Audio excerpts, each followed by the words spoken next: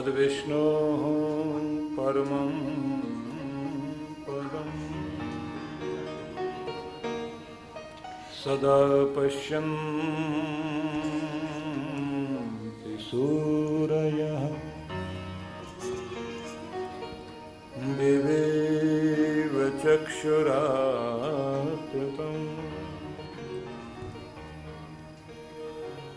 नमः शम्भवाय च मयो भवाय च नमः शङ्कराय च मयस्कराय च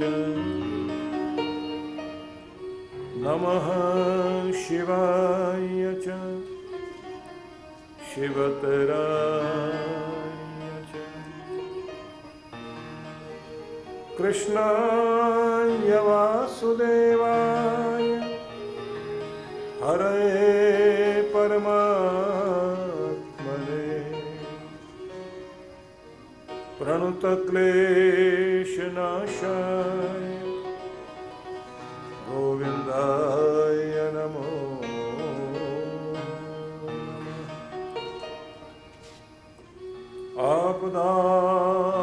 आपदामपहर्तारं दातारं सर्वसम्पदां लोकाभिरामं श्रीरामं भूयो भूयो नमामि।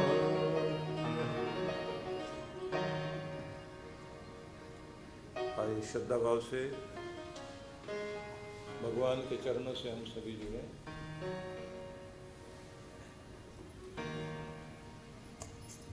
ये भी खोल लीजिए थोड़ा मॉनिटर। ये समय उस प्यारे को याद करने का है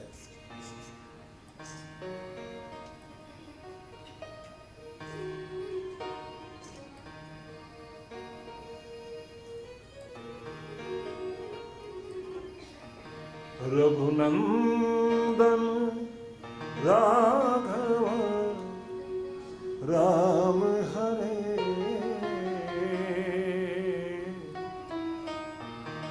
रघुनंदन राघव राम हरे सिया राम हरे सिया राम हरे सिया राम हरे सिया राम रघुनंदन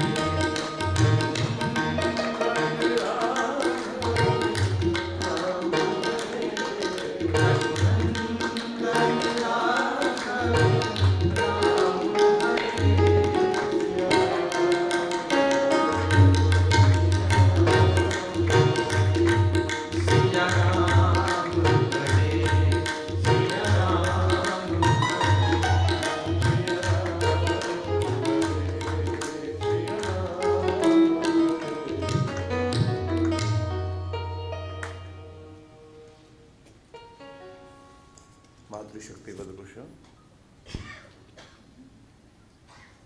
आज की ये शाम हम सभी के लिए चिंतन और मनन के लिए है। हर बीज वृक्ष बन सकने की संभावना लेकर दुनिया में आता है,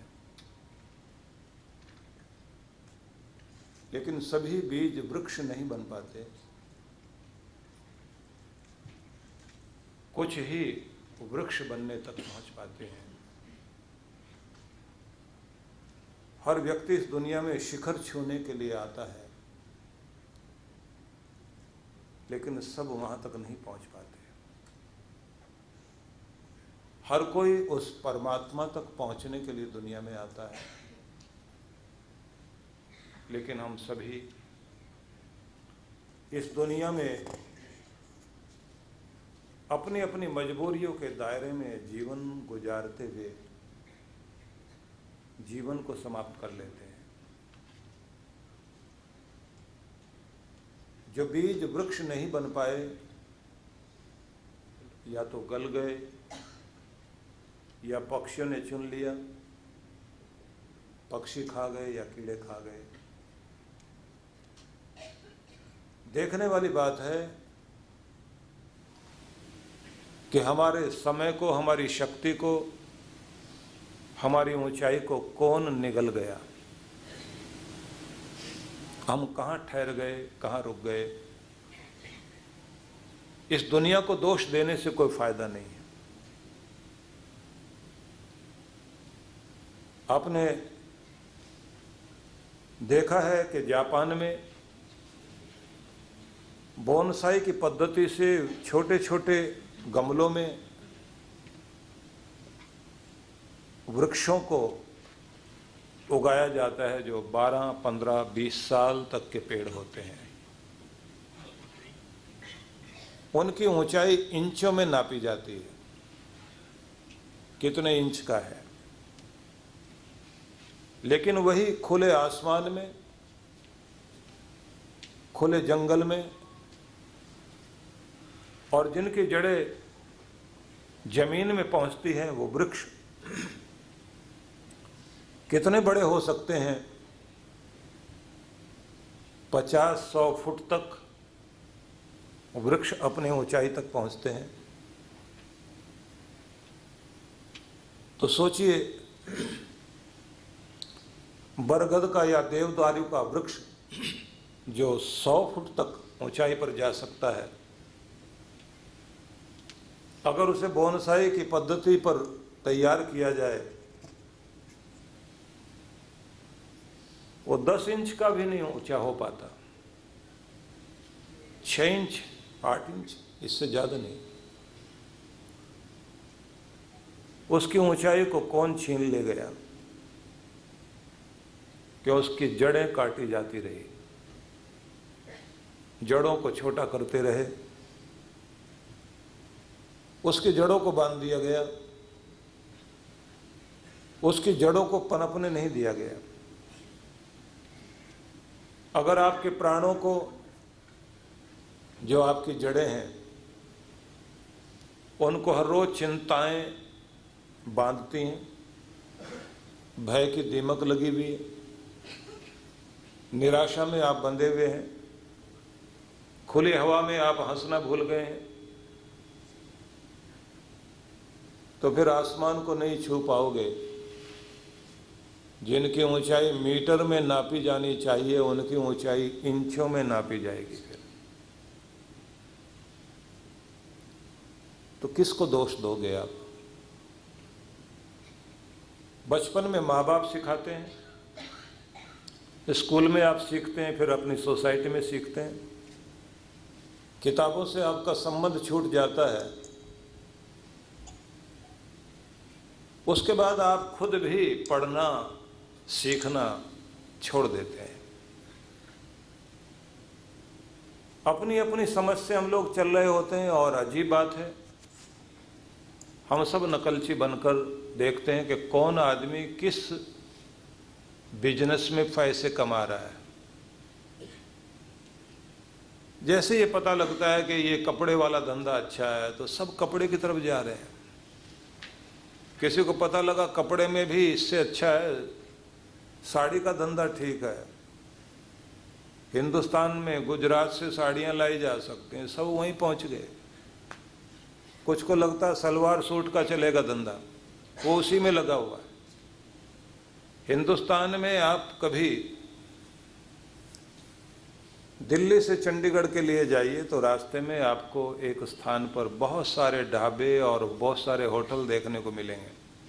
वहाँ पहले किसी एक व्यक्ति का एक ढाबा अच्छा चल गया उसके नाम से, आहूजा के नाम से चला। उसके बाद कोई भाई आया, उसको लगा कि हमें भी खोलना चाहिए, तो आहूजा नंबर 1 उसने साथ में खोल दिया, फिर आहूजा नंबर 2, फिर इतने हो गए। और मजे की बात यह है कि जिसका पहले से चल रहा था उस बेचारे का नहीं चल पा रहा है, और जो दूसरे आकर नकली करके सामने खड़े हो गए उनका चल रहा है। उसके बाद में फिर आ गए लोग, किसी और का चला तो उसके साथ में दूसरे चलाने वाले आ गए। हम लोगों को आदत पड़ गई है कि जिधर देख लिया लोग जिधर दौड़ रहे हैं, हम भेड़ बकरियों की तरह उधर दौड़ना शुरू कर देते हैं। शायद यहाँ सुख होगा, शायद यहाँ सुख होगा, लेकिन सुख इस तरह नहीं मिल पाएगा। इसलिए आज हम थोड़ा अलग ढंग से जीवन के विषय में सोचेंगे, कुछ चर्चा करेंगे। जो विचार बिंदु मैं आपके सामने रखूंगा आप उनको पकड़ने की चेष्टा कीजिए। कृष्ण भगवान ने गीता में कहा, उद्धरेत आत्मना आत्मानम न आत्मानम अवसादयेत। स्वयं का उद्धार स्वयं करो, अपने आप को निराश मत करो। तुम ही अपने शत्रु और तुम ही अपने बंधु हो। तुम अपने दुश्मन मत बन जाओ, अपने खुद के मित्र बनो। अपने आप को निराश मत करो। और स्थानों में भी हम पढ़ते हैं जहाँ लिखा है, जहाँ हो जिस स्थिति में हो वहाँ से ऊपर उठने की चेष्टा करो। उत्थातव्यम जागृतव्यम योक्तव्यम भूति कर्मसु। उठ जाओ, जहाँ तुम हो उस परिस्थिति से ऊपर उठने की कोशिश करो। इसके लिए कोई चमत्कार जागेगा, कोई आएगा अवतार, कोई भगवान आएगा, कोई देवता आएगा, कोई शुभ मुहूर्त आएगा, ऐसा कुछ भी होने वाला नहीं। जिस दिन आप कोशिश शुरू कर देंगे, समझ लेना उसी दिन आपका देवता भी आपके लिए आशीर्वाद देना शुरू कर देगा। 2 कदम आप बढ़िए, भगवान 4 कदम आगे बढ़ने को तैयार है। आप थोड़ी हिम्मत करिए। आप अपनी सेहत के लिए, आप अपने प्रेम के लिए, आप अपनी प्रसन्नता के लिए, आप अपने बिजनेस की उन्नति के लिए, किसी भी क्षेत्र में पूरे मन के साथ पूरा विश्वास लगाकर आगे बढ़ने की चेष्टा कीजिए। जैसे आप एक लिमिट क्रॉस करते हैं कि यहाँ तक दुनिया खींचेगी, उसको पार कर जाइए आप। उसके बाद आप देखेंगे देव शक्तियाँ आपको अपनी तरफ खींचना शुरू कर देंगे। इसलिए सबसे पहले मैं आपको जो कुछ कहूँगा उस सब को आप लोग इस तरह समझिए। 8-10 बिंदु आपको मैं कुछ पॉइंट्स बताऊंगा कि ये आप अपनाएंगे। लेकिन उससे पहले एक चीज शुरू कीजिए। अर्जुन ने जैसे अपना गाइड चुना, आप अपना कोई गाइड चुनो और कहीं ना कहीं आस्था जरूर रखो, पूरी श्रद्धा। और हर रोज कुछ प्रार्थना करो। वो क्या प्रार्थना होनी चाहिए? मेरे साथ आप भी गुनगुनाएंगे। इसमें केवल ऐसा लगना चाहिए मैं और आप, यहाँ कोई और साज नहीं होगा, आपकी आवाज और मेरी आवाज।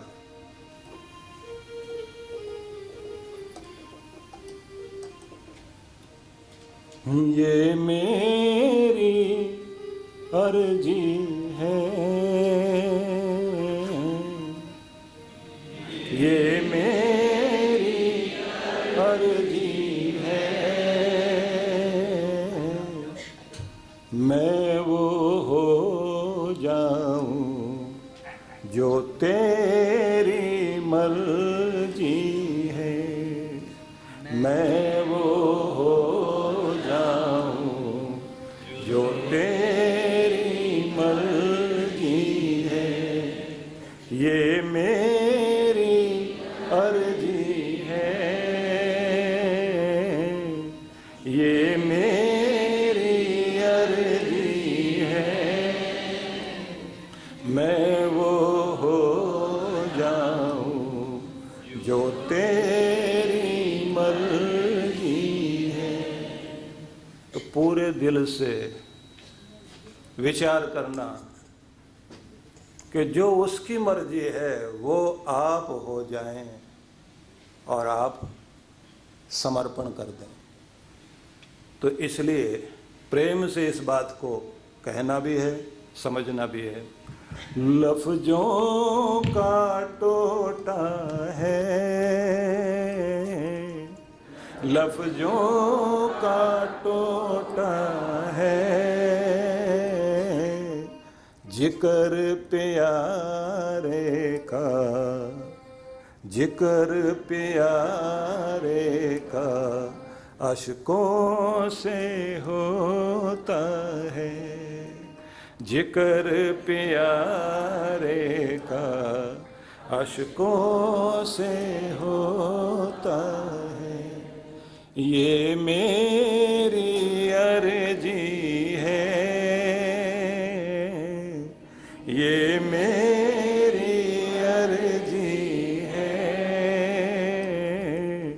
मैं वो हो जाऊं जो तेरी मर्जी है, मैं वो हो जाऊं जो तेरी मर्जी है। पीने झट पहचाना, पीने झट पहचाना, दीवानों में था मैं सबसे दीवाना, दीवानों में था मैं सबसे दीवाना, ये मेरी अर्जी है, ये मेरी अर्जी है, मैं वो हो जाऊं जो तेरी मर्जी है, मैं वो हो जाऊं जो तेरी। छम छम छम बारिश है, छम छम छम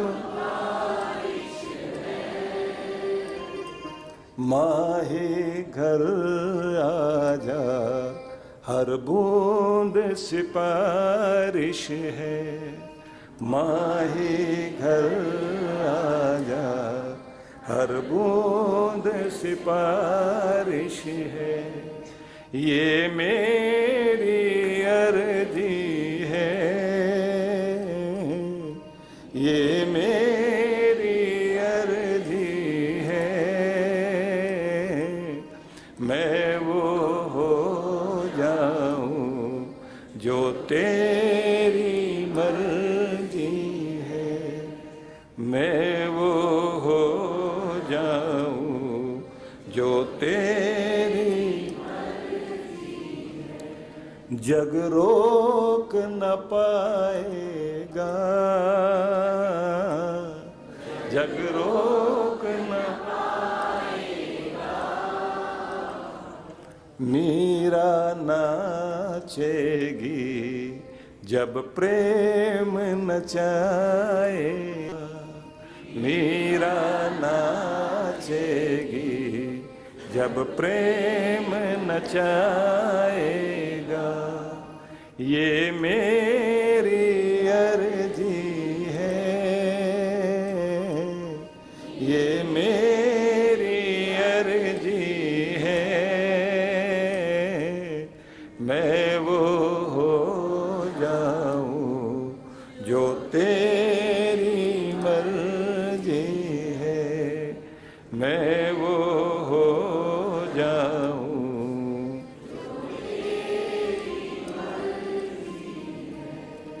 बाहर लाचारी है, बाहर लाचारी है,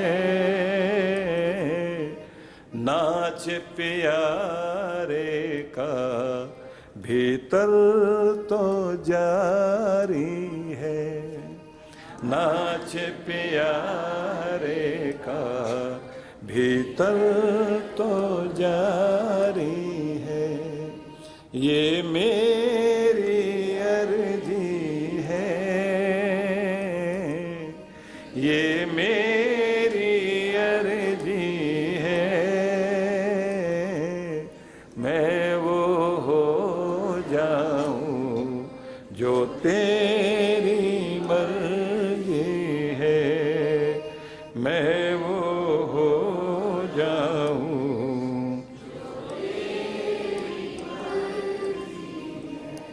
आहट है सावन की, आहट है रब्बा खबर सुना माही के आवन की, रब्बा खबर सुना माही के आने की।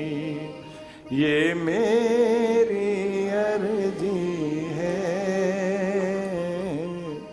ये मेरी अर्जी है, मैं वो हो जाऊं जो तेरी मर्जी है, मैं वो हो जाऊं।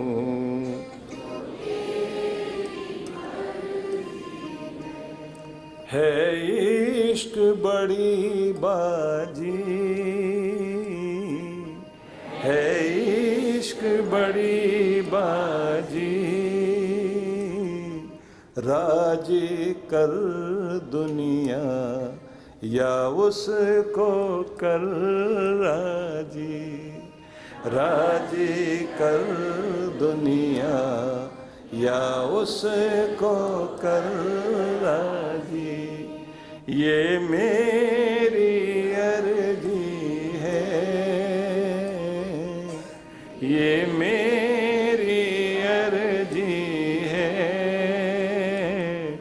मैं वो हो जाऊं जो तेरी मर्जी है, मैं वो हो जाऊं जो तेरी मर्जी है। निश्चित ही जो भगवान हमें बनाना चाहता है, जो हमारा सद्गुरु हमें बनाना चाहता है, हम वो बनने के लिए पूरी तरह तैयार हो जाएं। उसे होने के लिए हमें सबसे पहले पूरी तरह समर्पित होना पड़ेगा। समर्पण का मतलब है ऐसा सरेंडर कर देना जैसे कुम्हार की मिट्टी जिस तरह से चाहे, जिधर से चाहे मोड़े और उससे बर्तन बनाए जाएं। जैसे छोटा सा बच्चा टीचर जैसे पढ़ाना चाहता है वो पढ़ता है, जो उसे समझाया जाता है उसको समझता है। उसके पास जिज्ञासा जरूर होती है लेकिन अकड़ नहीं होती कि ऐसा कैसे हो जाएगा। अपने कान हाथी का कान बनाओ, सुनो बड़े कानों से, बड़े दिल से, बड़े मन से, लेकिन इस बात को ध्यान रखते हुए कि मेरे कान पात्र बन जाए और सद्गुरु के वचन अमृत बन जाए। एक एक अमृत वचन को मैं प्रेम से स्वीकार करते हुए अंदर धारण करता चला जाऊं। एक एक वचन आपका हृदय पीने लग जाए और फिर आप उसके अनुसार जीना शुरू कर दें। क्योंकि जब आपको दुनिया चलाती है तो दुनिया के हिसाब से चलने का मतलब होता है खुद को बिखराव में डाल देना, उलझ जाना, अशांत हो जाना, खो जाना, भटक जाना, और वो तो जारी है। इसलिए आज से हमारा समर्पण हो। कभी देखा होगा बिल्ली जब अपने बच्चे को पकड़कर ले जाती है दूसरी जगह छोड़ने के लिए, तो बिल्ली का बच्चा अपने आप को इतना ढीला छोड़ देता है जैसे उसमें जान नहीं है। बिल्ली उसे अपने दांतों से पकड़कर लेकर जाती है, जंप लगाती हुई दांतों से पकड़ती है, लेकिन बच्चे को दांत चुभते नहीं है। परमात्मा हमें जैसे पकड़े हम अपने आप को ढीला छोड़ दें, जहां ले जाना चाहे, जहां बैठाना चाहे, जो मोड़ना चाहे, जो बनाना चाहे, उसकी मर्जी, हमने अपने आप को समर्पित कर दिया। और अगर अपनी अकल लगानी है तो फिर ऐसे लगा लीजिए जैसे बंदरिया का बच्चा समर्पण वो भी करता है। माँ कहती है मैं तुझे वहां ले जाऊंगी जहां तू सुरक्षित है, हो सकता है, पर ये तुम्हारी हिम्मत और ये तुम्हारी शक्ति, ये तुम्हारी बुद्धिमत्ता, माँ को पकड़े रहना, छोड़ना नहीं। तो बंदरिया का बच्चा बंदरिया को पकड़ लेता है कसकर और माँ जंप लगाती जाती है। तो ये दूसरी तरह का समर्पण है। अगर ज़्यादा अकल लगाते हो तो भगवान को पकड़े रखो, जहाँ वो पहुँचाना चाहता है जरूर पहुँचा देगा। तो अब आपके ऊपर है, या तो अपने को इतना ढीला छोड़ दो जैसे रखे, जैसे बनाए, जैसे चलाए, जिस तरह से रखे उसकी मर्जी, या फिर ऐसे अपनी बुद्धि लगानी, अपनी ताकत लगानी, अपनी समझ लगानी है तो फिर कैसे भी कुछ भी करते रहो। जो भी काम तुमने करने हैं दुनिया में अपनी अक्ल से करो, अपनी योजना से करो, लेकिन हर एक में इस बात का ध्यान रखना भगवान ना छोड़ जाए। धनी बन जाना लेकिन भगवान न छोड़ जाए, ऊंची सीढ़ियों पर चढ़ जाना लेकिन भगवान नहीं छोड़ना। आप भोजन करना लेकिन भोजन का टुकड़ा मुंह में जाए लेकिन परमात्मा की याद मत छोड़ना। आप घर से बाहर जाते हैं, अपनी गाड़ी चलाते हैं, गाड़ी जरूर चलाइए, लेकिन साथ में ये भी ध्यान रखिए कि आपके साथ कोई एक और शक्ति बैठी है, आपका परमात्मा, उसको नहीं भूलना। एक हाथ भगवान को दे दीजिए, एक हाथ दुनिया को दे दीजिए, कल्याण हो जाएगा। तो समर्पण करना पड़ेगा, समर्पण करना पड़ेगा अपने सदगुरु के सामने।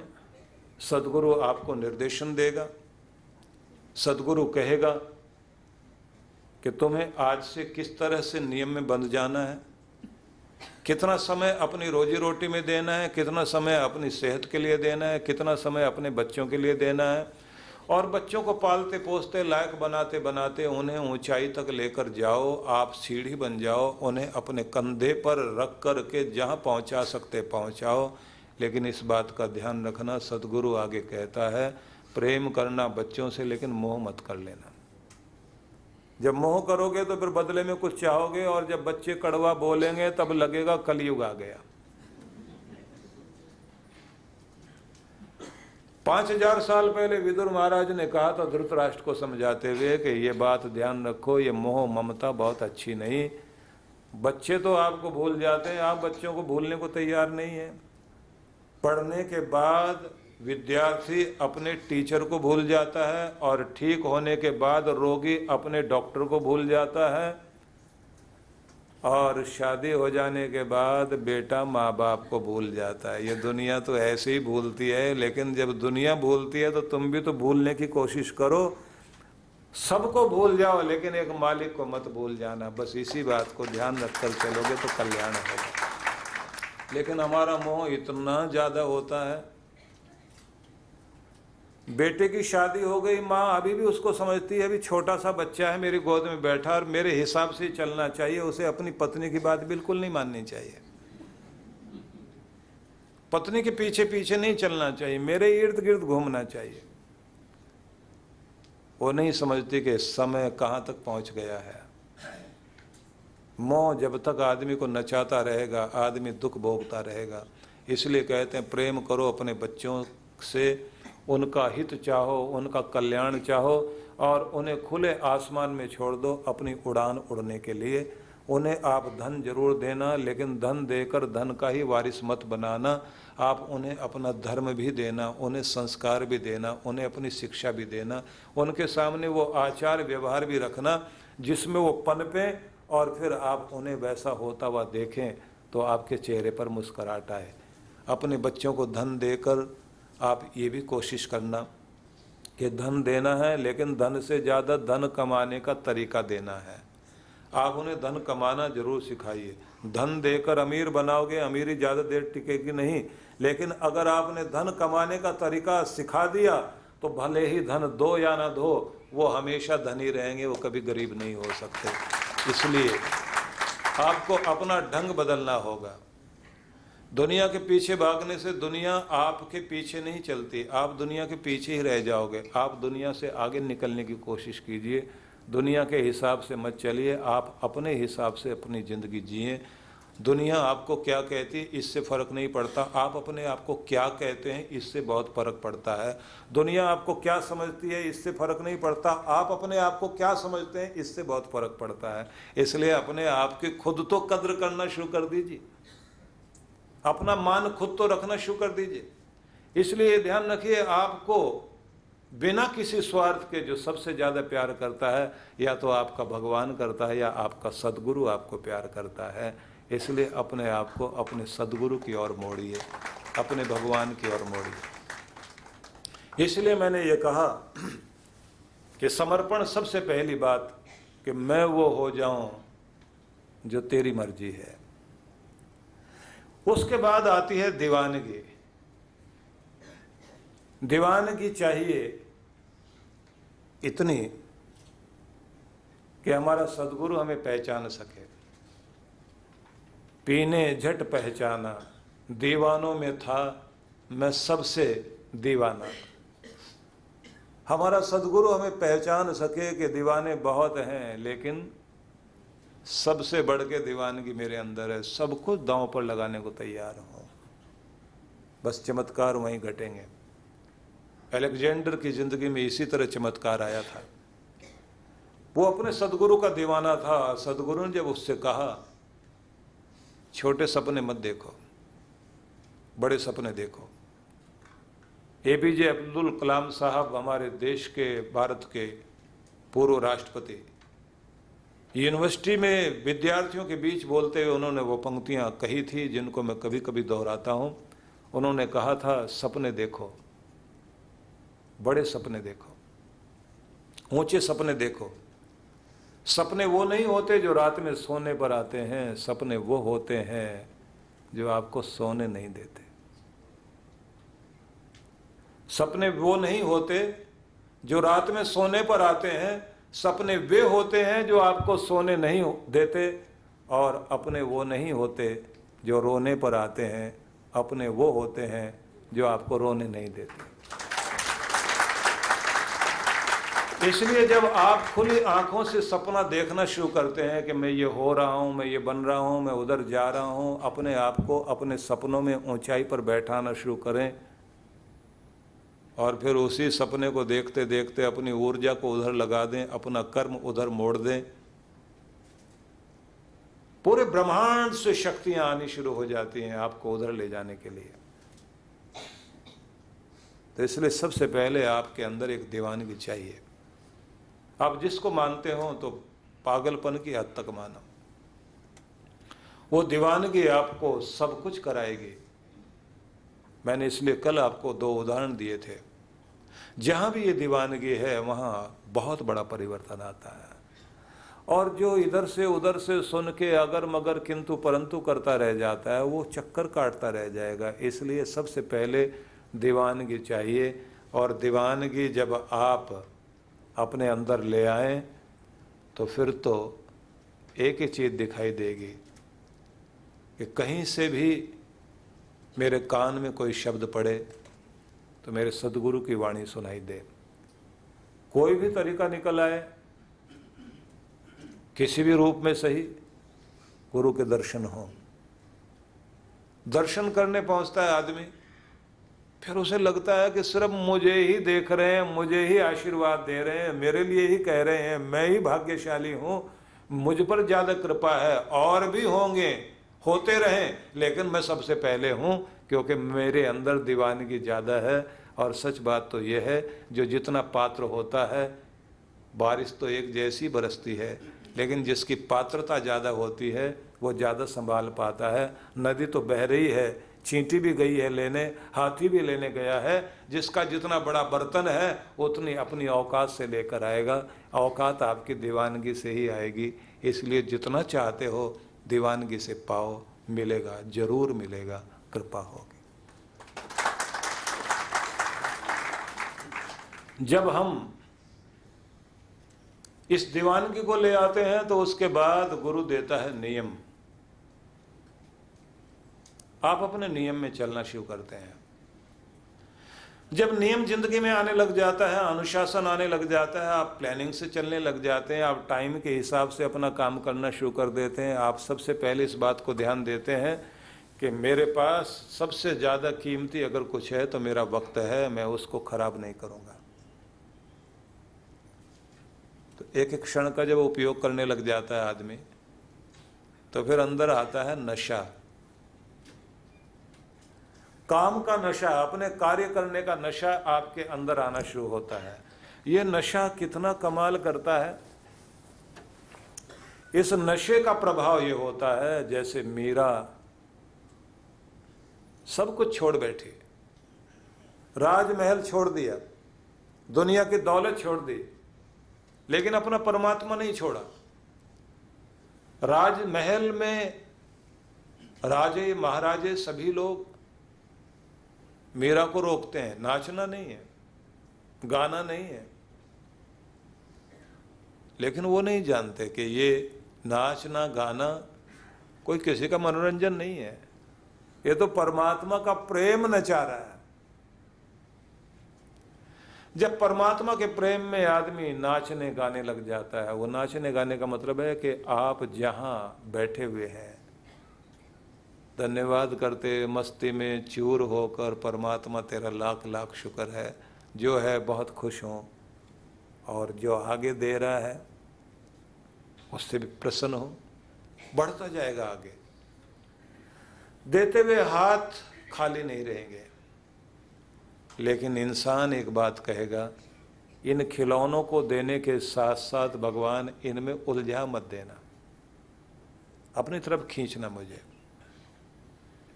तो उसके बाद वो भगवान की तरफ चलता चला जाता है। और एक तरफ रुपया पैसा भी बहुत, घर पूरा प्रेम से भरपूर, समाज में मान भी पूरा, आसन भक्ति में भी स्थिर, सेवा सत्कर्म भी चल रहा है, ये सब चलते रहेंगे। दुनिया तारीफ करेगी और वो कहेगा तारीफ सिर्फ भगवान की, बाकी किसी की कोई तारीफ नहीं। वो तारीफ की तरफ नहीं जाता, उसकी कोशिश रहती है कि जबान पर भगवान का नाम चढ़े और हाथ से सेवा होती रहे, हाथ से दान पुण्य होता रहे, जैसे भी हो सके, तन से मन से धन से मैं परमात्मा का होकर चलूं। तो ये जब चीज़ें आने लग जाती हैं तो इस दीवानगी से नशा आता है। वो नशा नचाता रहता है, झुमाता रहता है, गवाता रहता है। इंसान हर समय जैसे आंखों में एक नशा लिए घूमता है, एक अलग ही तरह की उसके अंदर नशे की अदायगी देखने को मिलती है। तो ये सब चीज़ें तब संभव है जब आप किसी एक सही निर्देशन में जिंदगी को जीना शुरू करते हैं। तो आज से आपका कोई नियम बन जाए, सोने का, जागने का, उठने का, बैठने का, खाने का, पीने का, काम करने का, भजन करने का, सेवा साधना का, अपनी कमाई में से कुछ न कुछ भाग निकाल के अलग रख दो, ये भगवान की राह में लगेगा। अपने समय में से हिस्सा निकालो, इतना तो सेवा में अपना समय लगाऊंगा ही। इस बात को भी ध्यान रखना कि आपका समय व्यर्थ नहीं जाएगा।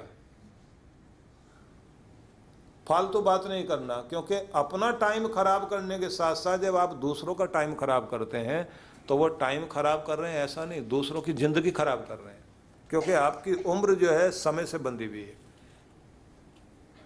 तो अब कुछ सूत्र जीवन के लिए।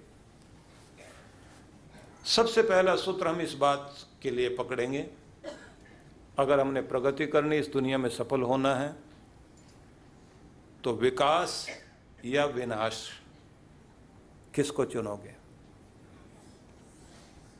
अगर विकास को चुनते हैं तो इस बात को याद रख लीजिए, या तो आगे बढ़ो, या तो विकास करो, नहीं तो विनाश होगा। या तो ऊपर उठो, नहीं तो नीचे गिर जाओगे। या तो आगे बढ़ो, नहीं तो पीछे रह जाओगे।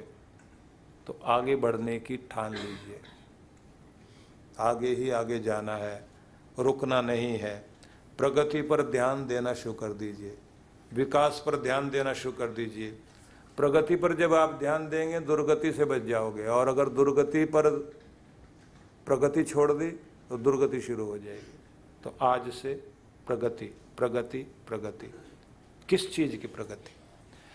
पहले से मेरे मन में शांति बढ़ी या घटी, मुस्कुराहट बढ़ी या घटी, पहले से अधिक सुलझा हूं या उलझा हूं, पहले से ज्यादा नम्र हुआ हूं या कठोर हुआ हूं, पहले से ज्यादा मेरी बर्दाश्त बढ़ी है या घटी है। तुलना करिए।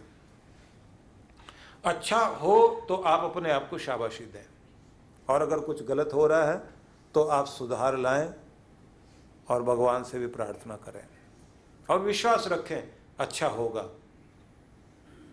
तो आज से प्रगति पर ध्यान देंगे, दुर्गति को रोकेंगे, विकास को ध्यान देंगे, विनाश को नहीं, आगे बढ़ने पर ध्यान देंगे, पीछे जाने पर नहीं। और ये नहीं कहोगे अब इस उम्र में क्या होने वाला है, अब इस स्थिति में, इस परिस्थिति में, इस सर्कमस्टांसिस में हम क्या कर पाएंगे। करने वाला हर उम्र में करेगा, न करने वाला किसी उम्र में कुछ नहीं करेगा। इसलिए आप जिस उम्र में हैं यहीं से रास्ता परमात्मा की तरफ जाता है, तरक्की की तरफ जाता है, खुशियों की तरफ जाता है। आप जहां हैं, हो सकता उम्र ज़्यादा हो गई हो, तो उम्र ज़्यादा होने का मतलब शरीर में शक्ति कम है, लेकिन अनुभव की ताकत बहुत है, समझ बढ़ी है, सूझ बढ़ी है।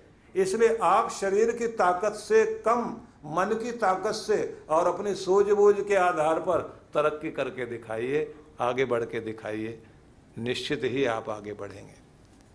और ये याद रख लीजिए, बूढ़ा वो नहीं हो जाता जिसकी उम्र ज़्यादा हो गई, बूढ़ा वो हो गया जिसकी हिम्मत टूट गई, बूढ़ा वो है जो दूसरों का सहारा ढूंढ रहा है, बूढ़ा वो है जो चिंताओं में पड़ा हुआ है। और जो आदमी चिंता छोड़कर चिंतन में पड़ा है, जिसका ध्यान इस बात में है कि कुछ भी हो अपना काम खुद करूँगा, कराऊँगा नहीं, जो ये सोचता है कि मुझे दूसरे के आगे हाथ नहीं फैलाना, अपना खुद का इतना अपने पास रखना है, मेरा आराम से गुजारा हो सके, मैं याचक बन के, मंगता बनकर नहीं जीऊँगा, दाता बनकर जीऊँगा, आखिरी लम्हे तक हंसते मुस्कुराते हुए और बांटते हुए इस दुनिया से जाना चाहता हूँ। समझ लेना, कितनी भी उम्र हो जाए वो बूढ़ा नहीं हुआ। बूढ़ा वो आदमी जो कमाना छोड़ दे, जो कमाना जारी रखे है तो ध्यान रख लेना बूढ़ा नहीं हुआ है। मैं एक व्यक्ति को देखता हूं 3 या 4 घंटे के लिए अपने कंप्यूटर पर बैठता है, शेयर मार्केट वगैरह का कुछ काम करता है, 2-4 लाख रुपए महीने के अपने कमा लेता बैठे बैठे। सारा दिन अपने को खाली रखता है, कुछ सेवा करके आएगा, कुछ सैर करेगा, खाने पीने पर ध्यान देगा, अपना डाइट चार्ट बना करके ठीक ढंग का खाना लेता है, खूब जम के हंसता है, भक्ति करता है, उम्र 90 से ऊपर की है, 90 से ऊपर की, और वो कहता है कि मैं देखता हूँ हाथ पांव उतने नहीं चल पा रहे, दिमाग अभी भी दुरुस्त है, क्योंकि मैंने चिंता कम की है, इसलिए 90 साल की उम्र तक भी ठीक हूँ। आप देखते हैं कि जब चिंताएं ज़्यादा आ जाती हैं तो व्यक्ति को तोड़ देती हैं। यहाँ एक बात याद रख लेना, चिंता तो आएगी, निराशा भी आएगी, टेंशन भी आएगी, स्ट्रेस होगा, डर भी लगेगा, कोई फर्क नहीं पड़ने वाला, आने दो। फर्क कब पड़ता है? जब ये टिक जाए और पीछा ना छोड़ें, तब ये तोड़ देते हैं। स्ट्रेस थोड़ी देर के लिए आए और चला जाए, कोई फर्क नहीं पड़ेगा, लेकिन अगर स्ट्रेस टिक गया तो 70% बीमारियां स्ट्रेस के कारण आती हैं। आता है, आने दो, टिकने देना नहीं। उसे कहना मेहमान बन के आए, 2 दिन रह लो, इससे ज्यादा नहीं। 24 घंटे रहने दीजिए, 24 घंटे के बाद उसे टिकने मत देना। जिसका स्ट्रेस टिक गया तो समझ लीजिए फिर एक ही घर में रहेगा। मैंने सुना है ना कि किसी एक मोहल्ले में एक कोई कवि था और एक पागल था। तो पागल और किसी को तो कुछ नहीं कहता था, वो कवि को देख करके पत्थर मारता था। कवि ने जाकर के पुलिस में रिपोर्ट लिखवाई कि ये मुझे पत्थर मारता है। पुलिस वालों ने कहा और तो किसी को तंग नहीं करता, तुम्हें क्यों करता है? बोले साहब मुझे पता नहीं, मुझे देखते पत्थर मारता है। पागल से पूछा ऐसा क्यों करता है? बोले एक मोहल्ले में एक ही रहेगा, या तो ये रहेगा या मैं रहूंगा।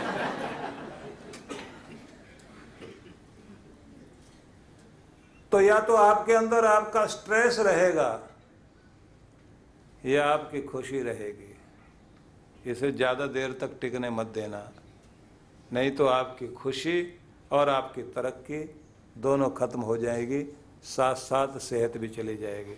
इसलिए इसको मेहमान बन के आने दो, आए और चला जाए। ये किसी के लिए नहीं कहा जा सकता कि चिंता नहीं होती या डर नहीं लगता या स्ट्रेस नहीं आता। सबको आता है, आएगा, लेकिन टिकने मत दीजिए। अगर टिक गया तो वो तोड़ देगा। इसलिए ये याद रख लीजिए, तनाव का टिकना, चिंता का टिकना, निराशा का टिकना, डर का टिकना वो खतरनाक है। इनका आना बुरी बात नहीं है, ये आते भी हैं, जगा के जाते हैं। चिंता होती है तो ही आप ज़्यादा उठ खड़े होते हैं, काम में लगते हैं। डर होता है तो ज़्यादा काम में लगते हैं। निराशा मन में आती है तो कुछ आगे का सोचते हैं। चोट खाते हैं तभी आप उठने को तैयार होते हैं। लेकिन अगर ये आकर बैठे रह गए तो आपके दिमाग को सुन्न कर देते हैं, फिर आप कुछ नहीं कर पाते। जब ये टिक जाते हैं तो फिर ये दीमक की तरह अंदर से खोखला कर देते हैं। इसलिए आपको एक ही टेक्निक सीखनी है कि जितना जल्दी ये आए उतना जल्दी इनको बाहर भगाइए और अपने आप को खाली कीजिए और मस्ती से आगे चलिए। मेरा कुछ बिगड़ने वाला नहीं, मेरा हाथ मेरे भगवान ने पकड़ा हुआ है। जिसने अब तक संभाला आगे भी संभालेगा, अब तक दिया आगे भी देगा। जिसने आज तक मान रखा है वो आगे भी मान रखेगा। मेरा सहारा मेरा भगवान है। तो समझ में आ गया सबको? नोट कर लिया? नहीं तो याद कर लीजिए, क्योंकि याद करोगे, टिकाओगे मन में तो बात बनेगी। अब दूसरी बात सुन लीजिए, अगर आप आगे बढ़ना चाहते हैं और अपनी तरक्की करना चाहते हैं तो अपनी चुंबकीय शक्ति का, अपने चुंबक का, मैग्नेट का इस्तेमाल करना सीखिए। अब ये बात बहुत ध्यान से समझनी है और सीखनी है। आप सबके पास एक मैग्नेट है जो चीजों को अपनी तरफ खींचता है। अगर आप मुस्कुराने वाले, हंसने वाले बन गए तो जहां भी आप जाओगे हंसी की बात आपकी तरफ चल के आ जाएगी। आप हर जगह से कोई ना कोई हंसने की बात अपने साथ जोड़ते चले जाओगे। और अगर आपको लड़ने की आदत पड़ गई तो कहीं भी चले जाओ, लड़ने वाला मिलेगा जरूर आपको। और अगर आपको जलने जलाने की आदत पड़ गई तो जी जलाने वाले आपको फ्री में मिलेंगे, कहीं चले जाइए, बहुत जल्दी मिल जाएंगे। आप कहेंगे मेरे ही पीछे क्यों पड़ी है दुनिया? आपके पीछे नहीं पड़ी, आपका जो चुंबक है वो काम कर रहा है, उसी को खींचना शुरू कर देगा जो आपके अंदर आप लेकर आओगे। इसलिए अपना चुंबक ठीक करना शुरू कर दीजिए, अपने मैग्नेट को ठीक कीजिए कि आप क्या खींच रहे हैं, आपकी कौन सी चीज आप अपनी तरफ ला रहे हैं।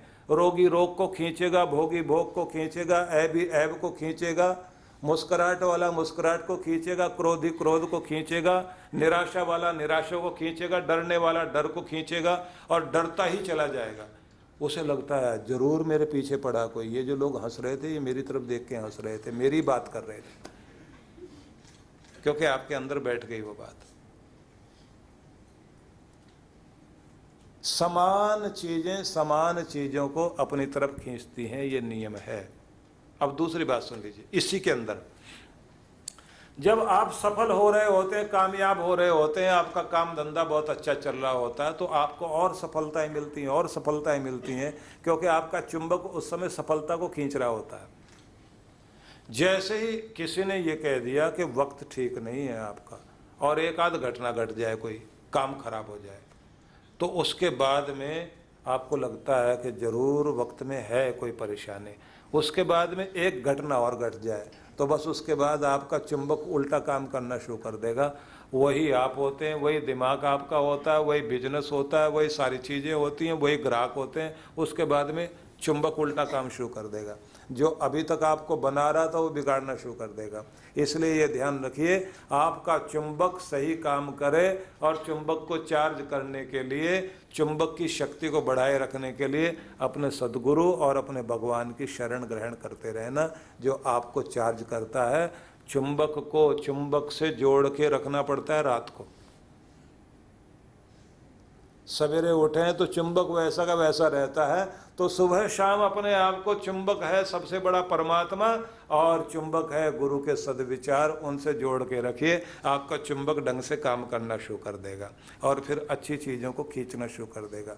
तो इसका मतलब क्या हुआ? चुंबक को सही प्रयोग करना चाहते हैं तो आपको पॉजिटिव थिंकिंग अपनानी है, नेगेटिव नहीं। ये सुना तो आपने बहुत है लेकिन समझा नहीं है। अब मैं थोड़ा समझाता हूँ आपको ये क्या चीज़ है। बीमार ना हो जाऊं, गरीब ना हो जाऊं, गिर ना जाऊं, चोट ना खा जाऊं,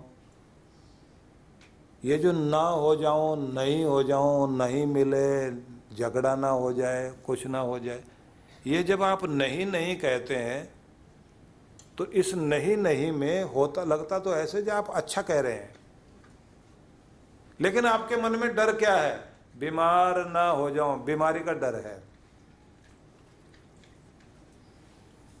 उल्टा कर दीजिए, सेहत और बेहतर सेहत और अच्छी सेहत की कोशिश में लगा हुआ हूं, जितनी है उससे और अच्छी, और धनी बनने की चेष्टा में और खुशी पाने की चेष्टा में।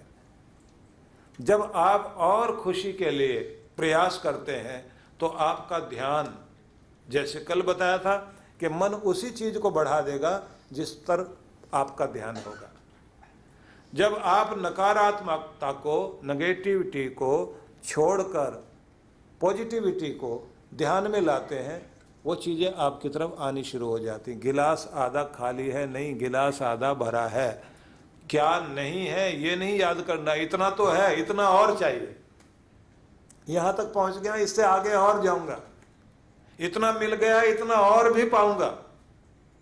मतलब कमी पर ध्यान देते चले गए तो कमी बढ़ जाएगी, और अगर भरे हुए पर ध्यान देना शुरू कर दिया तो और बढ़ता चला जाएगा। इसलिए बढ़ते हुए हमेशा आगे बढ़ा करते हैं, गिरते हुए और गिरते हैं, और डरते हुए और डरा करते हैं, और रोगी होते होते और बीमारियां इकट्ठी कर लेते हैं। इसलिए आपने आज से ना पर ध्यान ना देकर हाँ पर ध्यान देना है। सिर्फ हाँ हाँ हाँ, और उसके बाद अपने चुंबक को जोड़ के देखिए आपके जीवन में चमत्कार होना शुरू हो जाएगा। ये बात बहुत ध्यान से समझ लेना। और अगर आप ये सोचेंगे पता नहीं काम होगा या नहीं, तो आपका जोर किस पर है? नहीं, तो होगा ही नहीं। काम बनता भी है या नहीं, मिलेगा या नहीं, हो सकेगा या नहीं, आप अपने अंदर स्पष्ट नहीं है। कई बार तो हम सोचते हैं ऐसे कहने वहने से क्या होता है, इसी से सब कुछ होता है। ये याद रख लेना, ये कहने से ही आपको नहीं समझ में आएगा, दूसरे ढंग से समझाता हूं। आपका करने वाला जो मन है उसे बोलते हैं कॉन्शियस माइंड, जो डिसीजन लेता है, जो काम में लगा हुआ है। लेकिन जो बनाने वाला है, जो निर्माण करता है, डिसीजन लेने का काम तो आपका कॉन्शियस माइंड करता है, लेकिन जो बनाने का काम करता है, निर्माण करने का काम करता है, वो सब कॉन्शियस माइंड करता है। सब कॉन्शियस माइंड में जो विश्वास आपको बन गया उसे ही वो पूरा करेगा। इसलिए आप क्या समझते हैं, क्या बोलते हैं, इससे फर्क नहीं पड़ता। आप क्या मानते हैं, इसी से सब फर्क पड़ता है। कितना भी बाहर कुछ भी कहते रहे, अच्छी अच्छी बातें सब कोई कह देंगे, लेकिन जो आप अंदर मान रहे होते हैं, आपका सब कॉन्शियस माइंड उस पर टिका हुआ होता है, उसी को पूरा करा देता है। तो आज से क्या करोगे आप? सकारात्मक चिंतन, पॉजिटिव थिंकिंग, अपने चुंबक को मजबूत कीजिए। जरूर ठीक होगा, जरूर कर लूँगा। जो लोग उल्टा उल्टा सोच रहे होते हैं उनके काम ज़्यादातर बिगड़ते हैं। मैं उन लोगों को जानता हूँ जो बीमार थे और जिन्होंने ये समझा ठीक तो होना ही है। हाई कोर्ट का जज ब्रेन कैंसर हो गया, ट्रीटमेंट चालू था तो फोन आया, आशीर्वाद चाहिए। मैंने कहा डर लग रहा है। बोले डर वर की बात नहीं है, लेकिन ये मुझे पक्का पता है, थोड़ा बहुत परेशान हो सकता हूँ, लेकिन ठीक तो मैं होऊंगा, ये जरूर होऊंगा।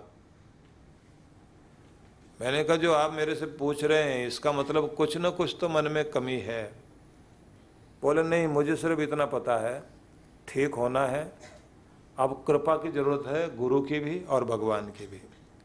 और मैंने भगवान से भी कह दिया कि सुन ले, मैं यहाँ रहूँगा भी, काम भी करना है, ठीक भी होना है।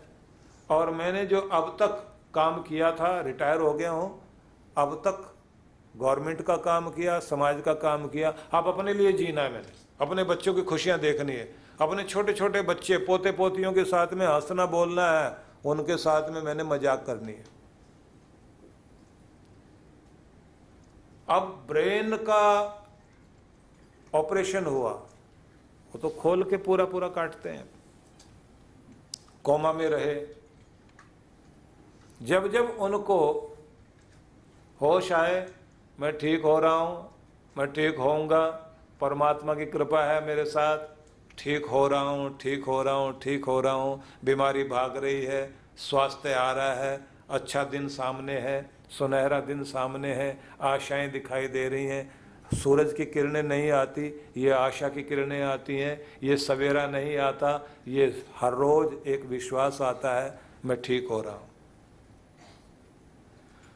परिणाम देखिए, आदमी ठीक हो गया, ठीक होने के बाद अपने घर में काम भी करने लग गया, थोड़ा चलने फिरने लग गया। डॉक्टर कह रहे हैं कि ये दोबारा भी आ जाता है, सावधान रहना। और उसने कहा कि दोबारा तो मैं नहीं आने दूंगा, दूसरे का आता होगा, मेरा तो नहीं आएगा। उसके बाद फोन आया मेरे पास, बोले वैसे तो मैंने सारे लॉक लगा दिए हैं, लेकिन मैं सोचता हूँ कहीं पीछे से ना आ जाए, इधर से ना आ जाए, तो मैं उधर से भी इंतजाम कर रहा हूँ। मैंने कहा क्या सोचा आपने? बोले मैं 7 गमले लेकर आया हूँ, उनमें मैंने गेहूं के बीज बोने शुरू कर दिए। एक संडे को बोया, अगले दिन फिर सोमवार को बोया, फिर उसके बाद तीसरे गमले में मंगलवार को बोया। तो मैंने कहा इससे क्या होगा?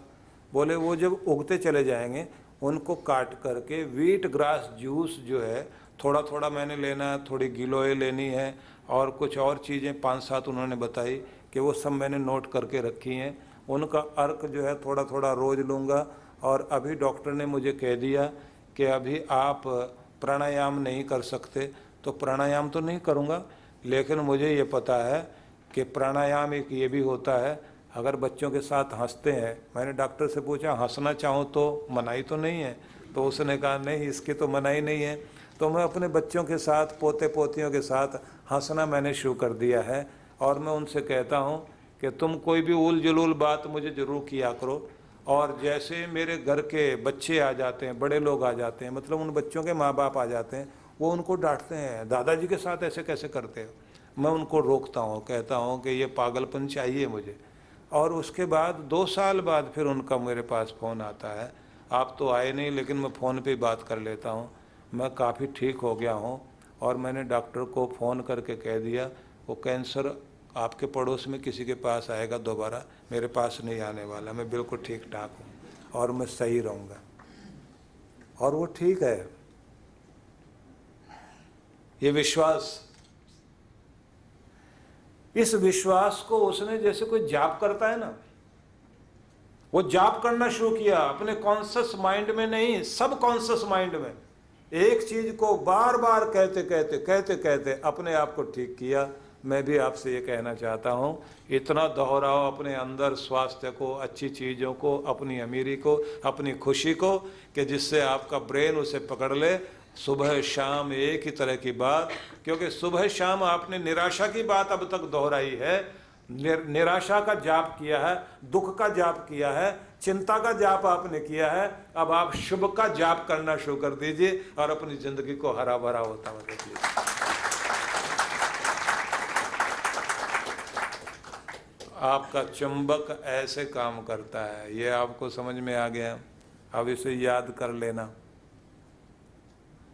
और इसमें वो जो आजकल जैसे गाने चलते हैं ना रीमिक्स वाले, तो ऐसे आप इसमें साथ में जो ना अच्छी बात और बुरी बात दोनों को मिक्स मत कर देना,